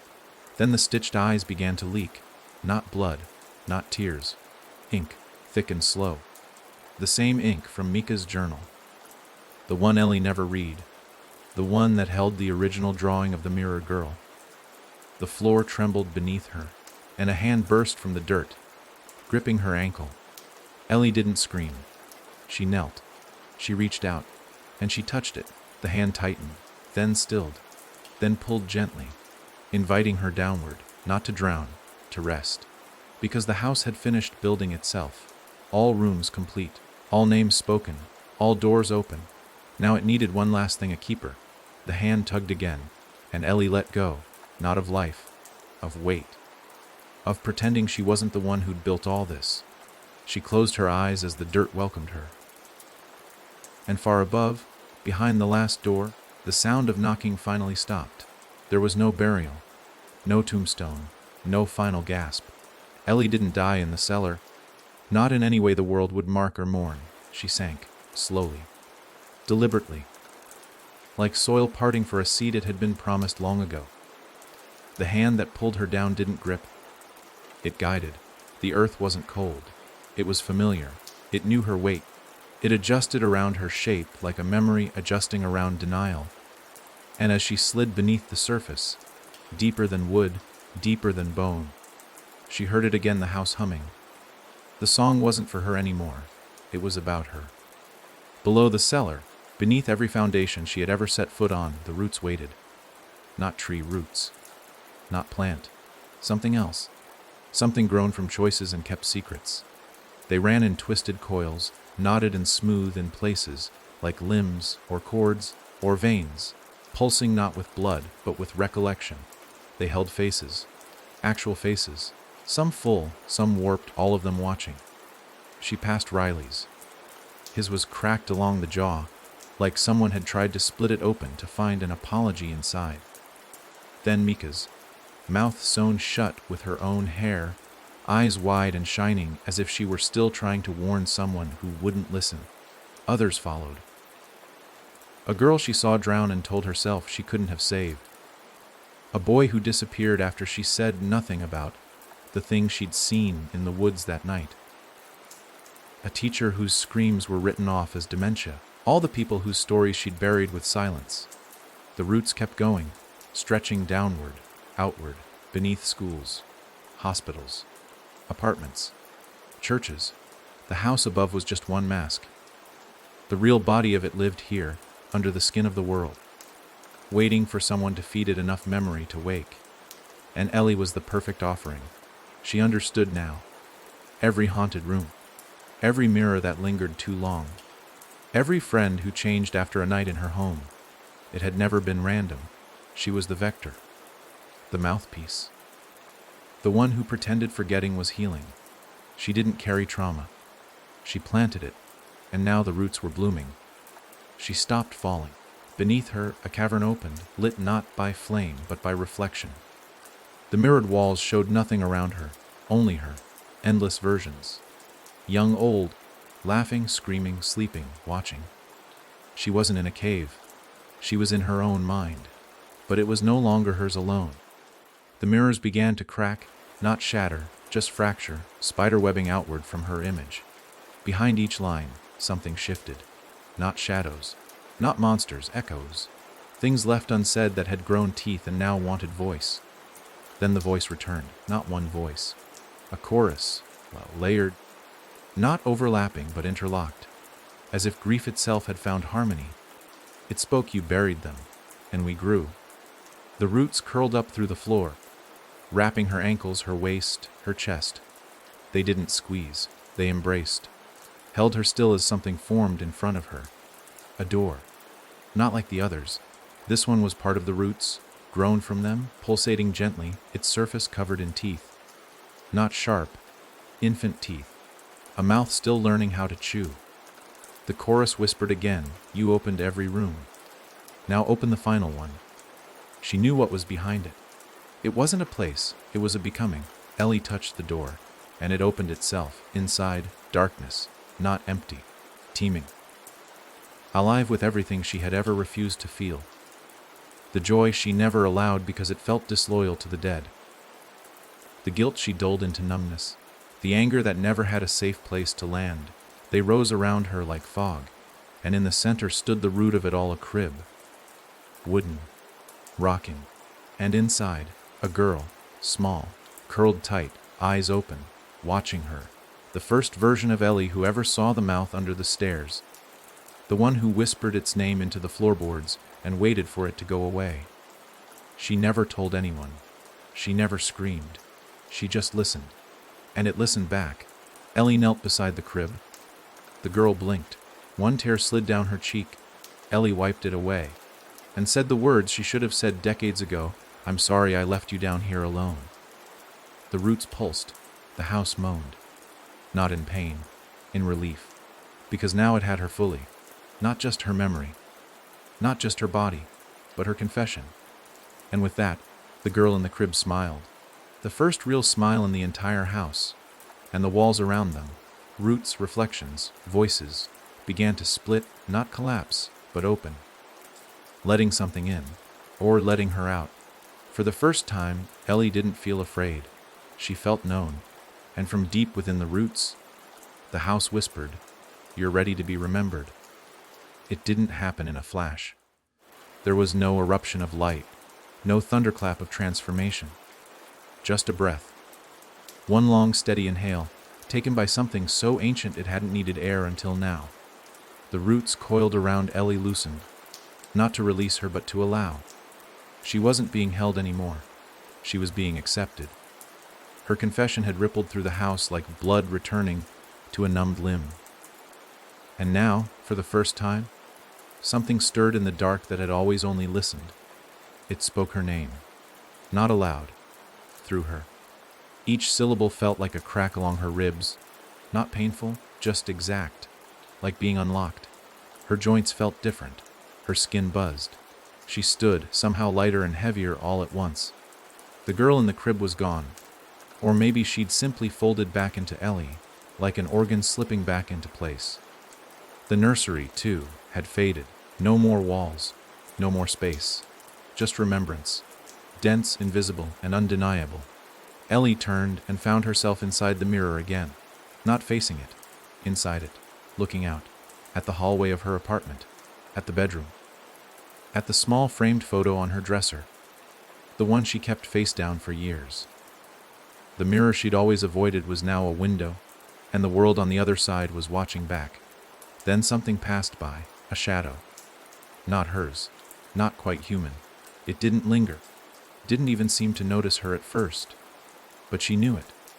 Knew its shape the way she knew the cracks in her ceiling, or the rhythm of Riley's old voicemail message. It had always been there. In the corners, in the reflection, in the pauses between her thoughts. And now it turned, looked directly at her. Not with anger, with recognition. Because now it saw what she had become. No longer a carrier of grief. No longer a fractured witness. She was part of the structure now. And the thing that watched her, this whispering echo, this long shadow of what she had forgotten, remembered her. Because she had remembered it. It stepped toward the mirror, closer, until its features began to form. It wore the skin of someone she used to know. No face. Just suggestion. Eyes that shimmered like wet photographs. Lips that moved as if still mid-sentence from a dream she forgot the second she woke. And it whispered, not through the glass, but within her skull, "They're starting to see you." A chill slid down her spine. Not from fear. From anticipation. She glanced over her shoulder, not her real one, but the one her reflection wore. The house was rebuilding itself behind her, piece by piece. But not as it was, not haunted, not angry. It was becoming clear, not clean, not safe, just visible. Truth without disguise. And through the mirror, glass, she saw the others waking. Not ghosts, not spirits, witnesses. People who'd brushed the edge of her story over the years. A woman who stayed one night in her guest room and cried without knowing why. A man who bought her childhood home and never unpacked his boxes. A nurse who once heard her muttering a name in her sleep and couldn't forget it no matter how hard she tried. They were all remembering, and when they looked into their mirrors, they were starting to see her too. Not a face, a shape, a presence. Her, Ellie. Not as she was, but as she became. Not a ghost, not a girl, not a warning. Something older than all of them. Because now that she'd confessed, she couldn't be hidden again. The forgetting was over. The house didn't need to chase people through attics and basements anymore. It just needed a reflection, and she was it. A new kind of haunting, not made from fear, but remembrance. The mirror throbbed once. She pressed her hand to the inside of the glass, and someone else, on the other side, pressed back. A girl, wide eyes, breathing fast. Alone in a dark room, standing in front of a mirror, her lips trembling. Ellie knew that look. She was that look. And she knew exactly what to say. So she leaned forward, her voice soft, ancient, certain. "Don't forget me." The mirror cracked. Just a hairline, just enough. A beginning. And far below, beneath every city street and quiet cull, deep sack, the roots rustled. They were waking. Because the past wasn't buried anymore. It had a name. And it had finally remembered itself. The crack in the mirror wasn't just a fracture. It was an invitation. Thin as a hair, but alive, pulsing at its edges, spreading not across glass but through time. Every place Ellie had ever touched, walked through, slept in, cried over. All of it shivered as that crack widened in silence. It wasn't breaking the mirror. It was opening it. And the girl on the other side, the one with wide eyes and silence like a scream trapped in her throat, stood still, watching Ellie the way someone watches lightning hit a tree and waits for the fire. Ellie didn't press harder. She didn't have to. The damage was already done. Not by force, but by recognition. The moment that girl looked into the mirror and saw her, something ancient stirred beneath their shared skin. A chain had started to rattle, a link forged out of denial, wound tight by generations. And now, unlocked, the world around Ellie shifted. No sound, no motion, just drift, like slipping through fog made of memory. Her reflection stayed behind, frozen with that girl, but she moved deeper into the mirror. Or through it. It no longer mattered which way was forward. She stood in a hallway she'd never seen, but knew too well, carpet soaked in an old spill that never quite came out. A shape left in the dust where a dresser used to be, peeling wallpaper that formed teeth if you stared too long. This wasn't just any hallway. This was someone else's house. A house that once brushed against hers like roots from different trees tangling underground. A house that had gone quiet the day a child stopped talking and the parents decided not to ask why. She stepped forward. Each step left no footprint. But something changed. Not outside her. Inside the house. As though it was remembering her at the same time she was learning its shape. At the end of the hallway was a stain. Dark, sticky, the color of old cherries or dried blood. Set into the floor like it had been there so long it forgot how to lift. She knelt beside it. It smelled like rain and rust and childhood. Like secrets whispered through heating vents and drawings torn from spiral notebooks. Ellie reached out, touched it, and the moment her skin met the stain, it shuddered. The hallway groaned, not in protest, in recognition, because this wasn't just a memory. It was a scar, and her touch made it bleed again. The wall to her left rippled like cloth.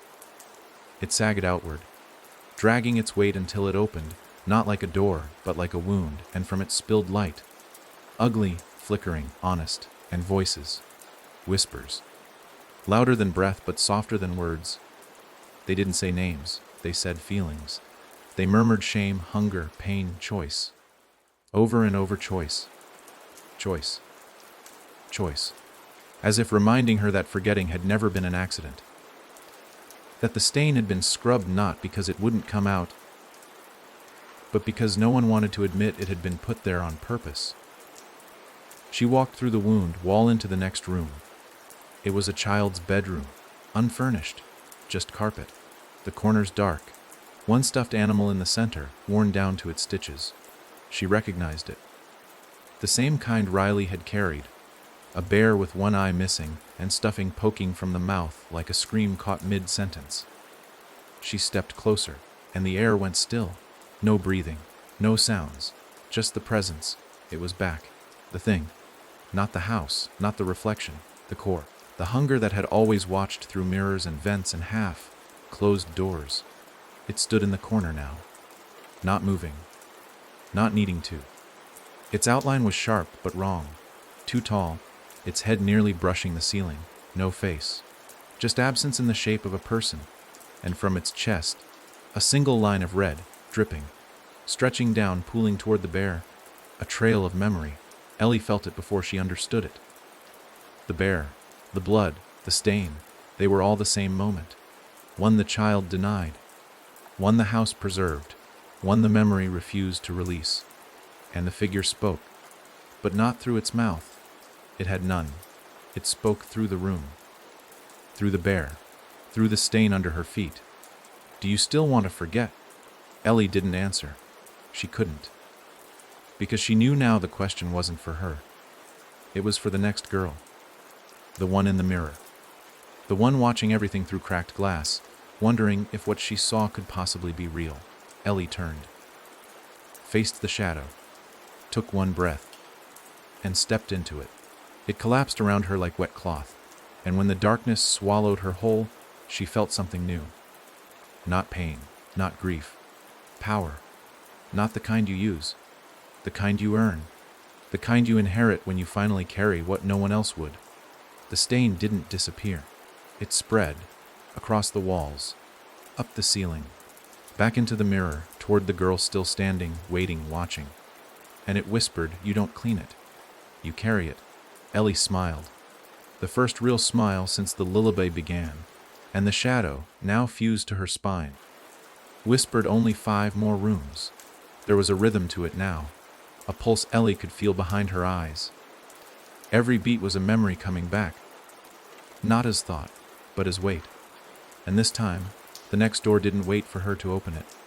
It opened itself, slow and deliberate, like it had been counting down to this moment for years. What lay beyond wasn't darkness, but worse, familiarity. The kind that chilled you because you couldn't deny it anymore. The room was waiting, and it had been repeating itself. She stepped inside and saw her again. The girl in the mirror.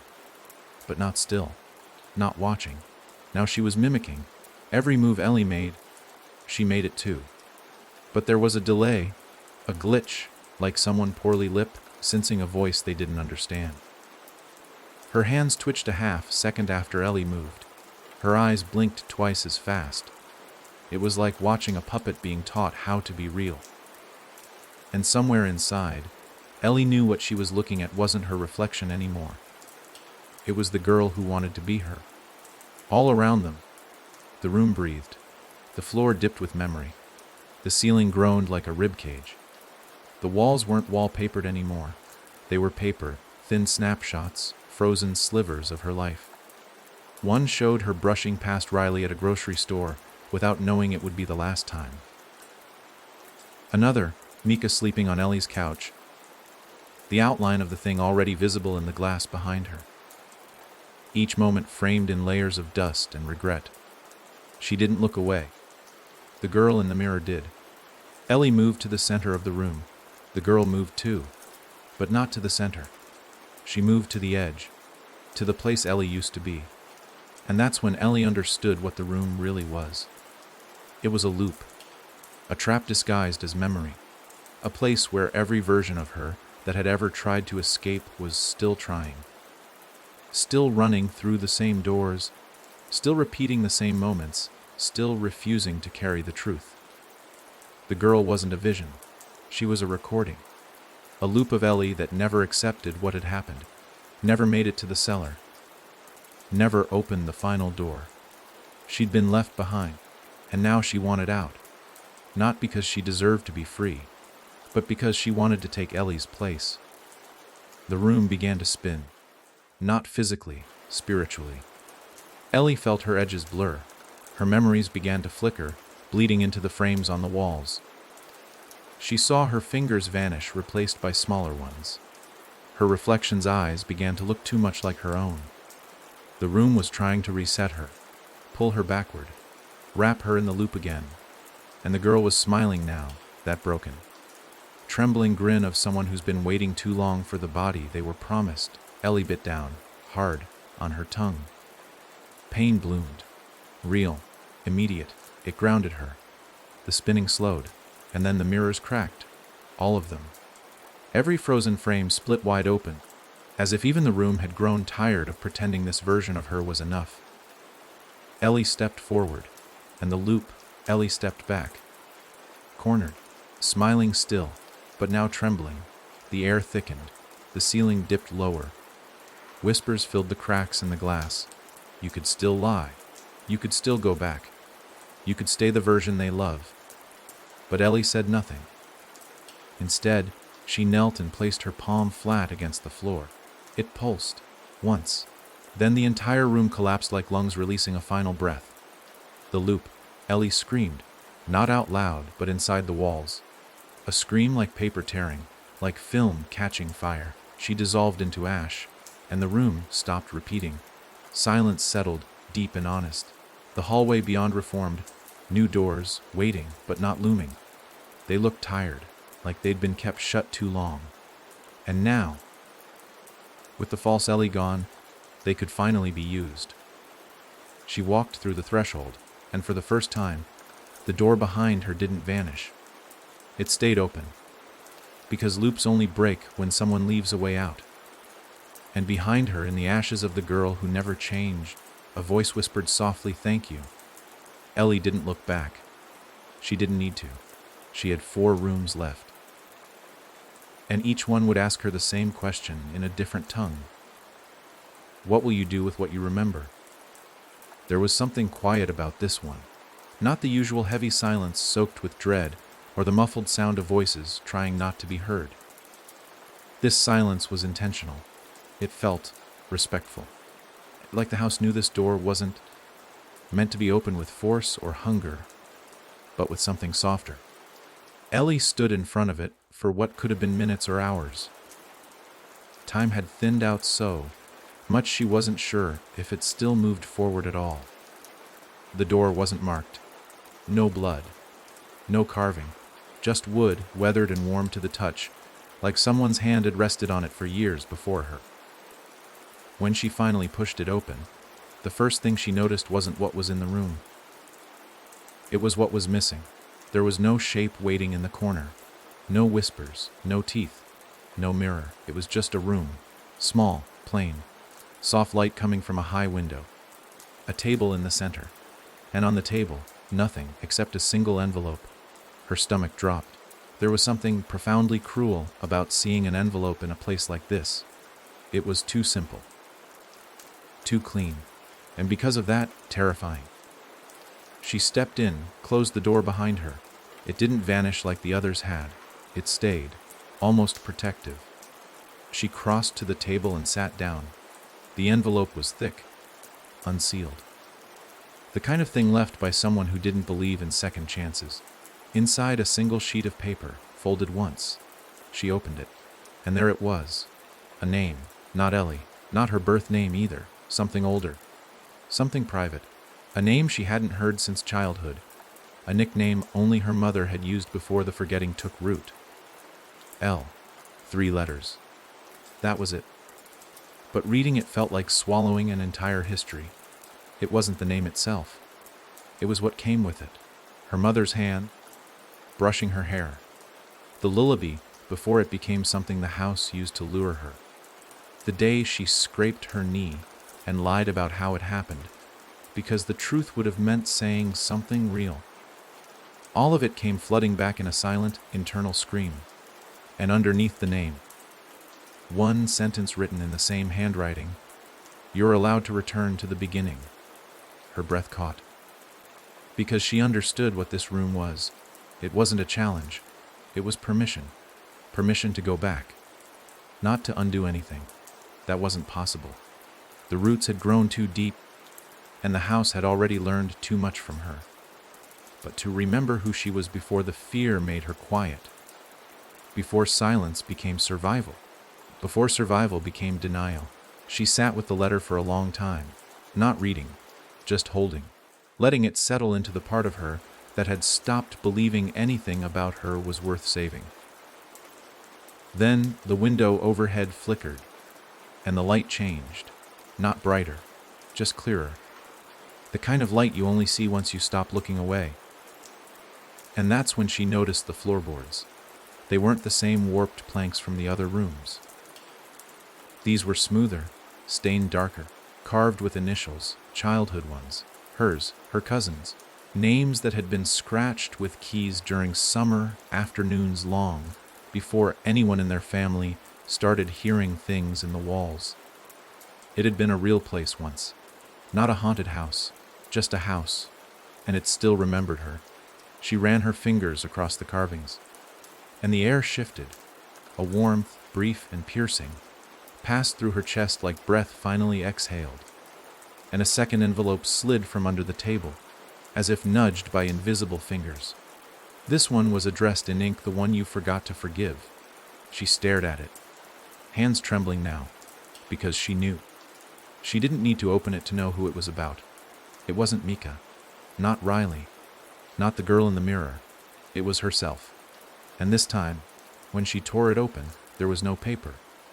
Only a key, simple, black, cold, but heavy, unnaturally heavy, like it carried doors inside it. She took it, closed her fist around it, and the table split open. No violence, just a parting. A small staircase revealed beneath, wooden, descending into warm light, not blood-colored, not flickering, just steady, amber glow. A place untouched by the house's hunger, rootless. This was the origin, where her silence first took shape, and now, maybe, where she could choose what shape it would take next. Ellie stood. The envelope and letter crumbled behind her into dust. She didn't flinch. She walked to the stairs. Each step forward was a goodbye to something. The girl who waited to be saved. The woman who ran from mirrors. The voice that never said no. She descended slowly, the key still in her grip, and at the bottom, not a door, a chair, and in it, a person, face still in shadow. But Ellie knew, the one she forgot, the one she left behind in order to survive. And as the shadow leaned forward, reaching for her, the house didn't whisper this time. It just listened, because finally she was ready to speak. It wasn't until Ellie reached the bottom of the stairs that she realized how quiet the house had truly become. Not empty. No, not that. Something more unsettling. It was listening. Every inch of it. Every plank and pipe, an inch of plaster. The kind of silence that didn't simply fall, but waited. And in that silence sat the figure in the chair. Still faceless. Still unmoving. But not unfamiliar.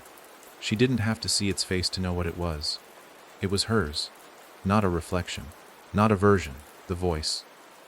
The one she'd buried years ago under layers of politeness and pretending. The one that used to say no. That used to scream when it was scared instead of smiling. The one that refused to be quiet when something was wrong. And now, finally, it had a body. The figure looked up. No face, but Ellie felt its gaze. Not on her skin, on her decisions. On every moment she swallowed her own feelings to spare someone else's discomfort. Every time she told herself it wasn't that bad. Every time she watched someone get hurt and looked away. And then the figure stood, still silent, still shadowed, and held out its hand. Ellie hesitated. Not from fear, not anymore, from shame. Because now she wasn't facing some cursed shape. She wasn't fighting an evil house or haunted memory. She was standing face to face with the version of herself that never wanted to forget. The one who remembered the screams and the laughter and the moments when things could have changed. If only she'd spoken. The version she silenced to survive. She reached out. Their hands met, and in that instant, the silence cracked, not with a scream, but with a word. One that came not from the figure's mouth, but from Ellie's own. Enough. The walls around them trembled. Not violently. Respectfully. It was as if the house itself had been waiting to hear that word, waiting to be released from the burden of carrying her silence.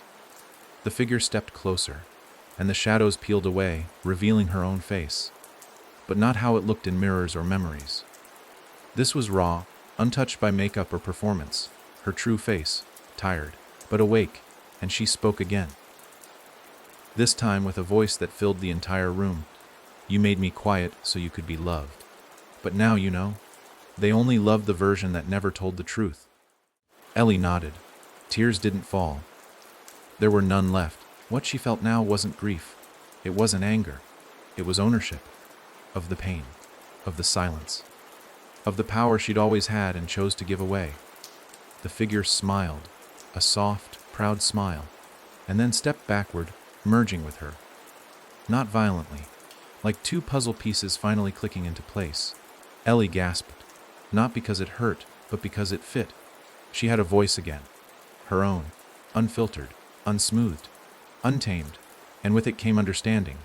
The house had never needed to be destroyed. It had needed to be spoken to be remembered, to be acknowledged. And now, with her voice fully hers, Ellie turned. The stairs behind her had vanished, replaced by a long hallway. Not twisted, not haunted, just still, with 3 doors left, one pulsing faintly, one shivering like a dream on the edge of memory, and one locked. She walked toward the first. The floor didn't creak, it welcomed her. And as she opened it, she whispered her name, not Ellie. Not Elle, her real name. The one she only used in her head.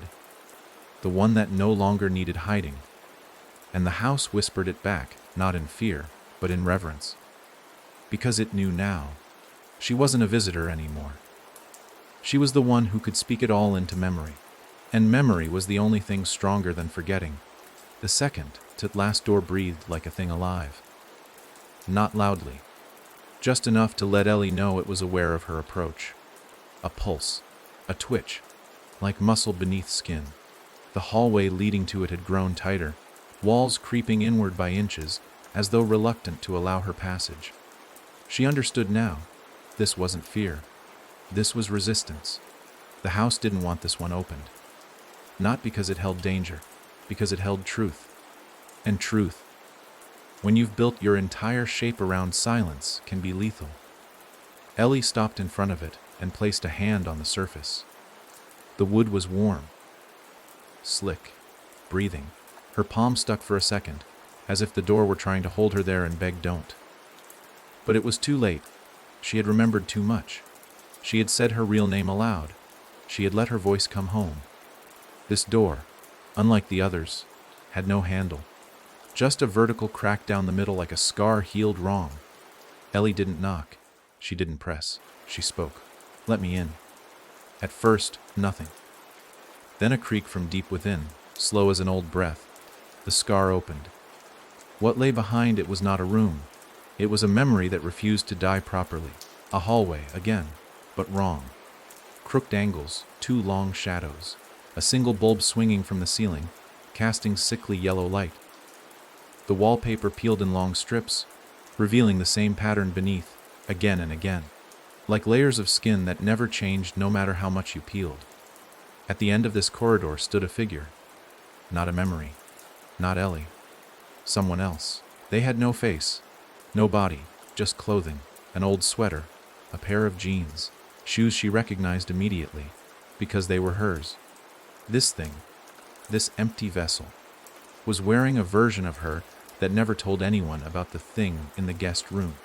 The version that kept Riley's last voicemail and replayed it, not to grieve, but to punish herself. The version that never forgave Mika for leaving her in that house alone, even though it wasn't her fault. The version that held every single unfinished sentence. It raised its arm slowly and pointed, back the way she came. As if saying, you still have time to walk away. Ellie didn't. She walked forward. And with every step, the light dimmed further. The figure did not move. But it grew.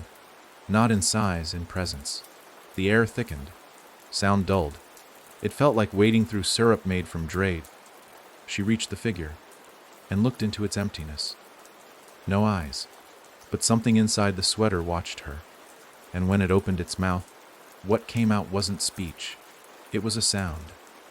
A repeating loop of every moment she had chosen silence. A child crying behind a closed door. Mika whispering, "Do you smell that?" Before the mirror cracked. Her own voice, hoarse and broken, saying I'm fine after Riley died. The sound played again and again, overlapping, layering, until it was unbearable. Until Ellie screamed, not in fear, in fury, in defiance, in freedom. The scream split the figure, tore it open, revealed nothing inside, not emptiness, not darkness, nothing. Because that's what silence had always been, a void disguised as safety. Ellie stepped through what remained of it. And the hallway changed. Photos appeared on the walls, all of them of her, but not posed, not smiling, not edited. Snapshots of her crying on the bathroom floor, of her staring blankly out windows, of her shaking in bed. The house wasn't mocking her. It was witnessing her, finally, without judgment, without distortion. It had remembered what she forgot to count as survival. And as she reached the end of the hallway, another door waited, the final one. This time, it wasn't pulsing, wasn't hiding. It stood still, calm, complete, because the house knew she was ready, not to win, not to escape, but to understand.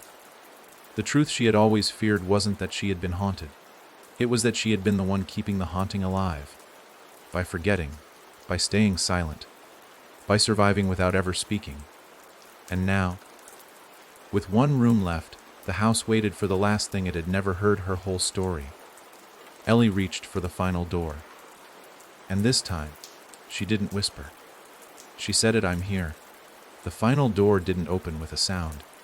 No creak, no whisper of ancient wood. It simply wasn't closed anymore. One moment it stood before Ellie, heavy with the weight of everything left unsaid. The next, it was gone. Not swung open, just missing, like a lid carefully lifted off a box no longer needing to keep its contents hidden. And beyond it, nothing. But not the terrifying kind of nothing. This wasn't the void. It wasn't darkness. It was space. Open, wide, quiet. A space made not of emptiness, but of waiting. Ellie stepped through. The floor was still wood, but smooth now, polished by something that felt like memory. Not pain. Not joy. Just the quiet knowing of something long held. The walls curved gently around her, no longer twisted or cruel. They weren't meant to trap or confuse anymore. They were listening, breathing, honoring. This was the room the house had built for no one, because no one had ever made it this far. Not Riley, not Mika, not the girl in the mirror, not the echoes of Ellie herself that wandered through half, lived loops and half, heard whispers. Only her, because she had stopped running, because she spoke.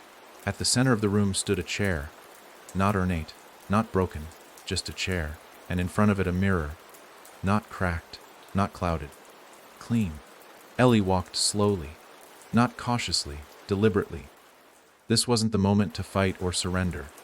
It was the moment to remember without shame. She sat, faced the mirror, and looked. What she saw wasn't herself as she used to be. It wasn't herself as the house remembered her. It wasn't the girl who screamed in the crib, or the woman who clawed at the cellar floor, or the figure who whispered "I'm fine" to people already slipping away. It was all of them, layered, stacked, reconciled. She breathed, and the mirror breathed back, not fogging, not echoing, breathing, like it too had been waiting for this. Then, behind her, the floorboards stirred. Soft steps, measured, and she didn't have to turn to know who it was. The house, not as a shape, not a monster, not even a voice, just presence. The way grief feels in the body, the way love lingers on old fabric, the way silence wraps around a lie too long kept. It stood beside her and said nothing, because it no longer had to. Ellie understood now the house had never tried to kill her. It had tried to hold her, to protect the memory she refused to name. But it had grown hungry on what she wouldn't carry. Her forgetting had made it monstrous. Her silence had made it echo.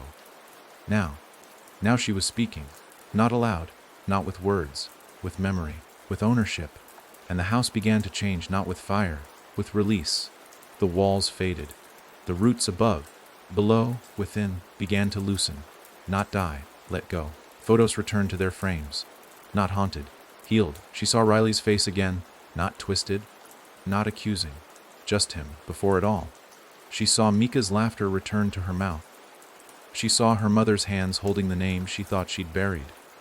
Everything returned, not to undo, but to honor. And then the mirror rippled. Soft, inviting, and Ellie saw the girl again. The new one. The one who'd watched her through the cracked glass. The one who was just beginning to feel that something wasn't quite right. She was standing in front of a mirror in her own house now. Still wide-eyed. Still unsure. But no longer alone, Ellie reached toward the mirror. And this time, when their fingers met, the girl didn't pull away. She leaned in, close enough to hear Ellie speak one final thing. Something not for her, not for the house, but for everyone. When it comes back, don't run. Remember. The mirror shimmered once more, and the house exhaled, a long, tired breath it had held for generations. Then, light, not the blinding kind. The kind that seeps into corners. That makes old dust glint like treasure. That makes monsters turn out to be memories trying to be seen. Ellie stood. The chair vanished behind her.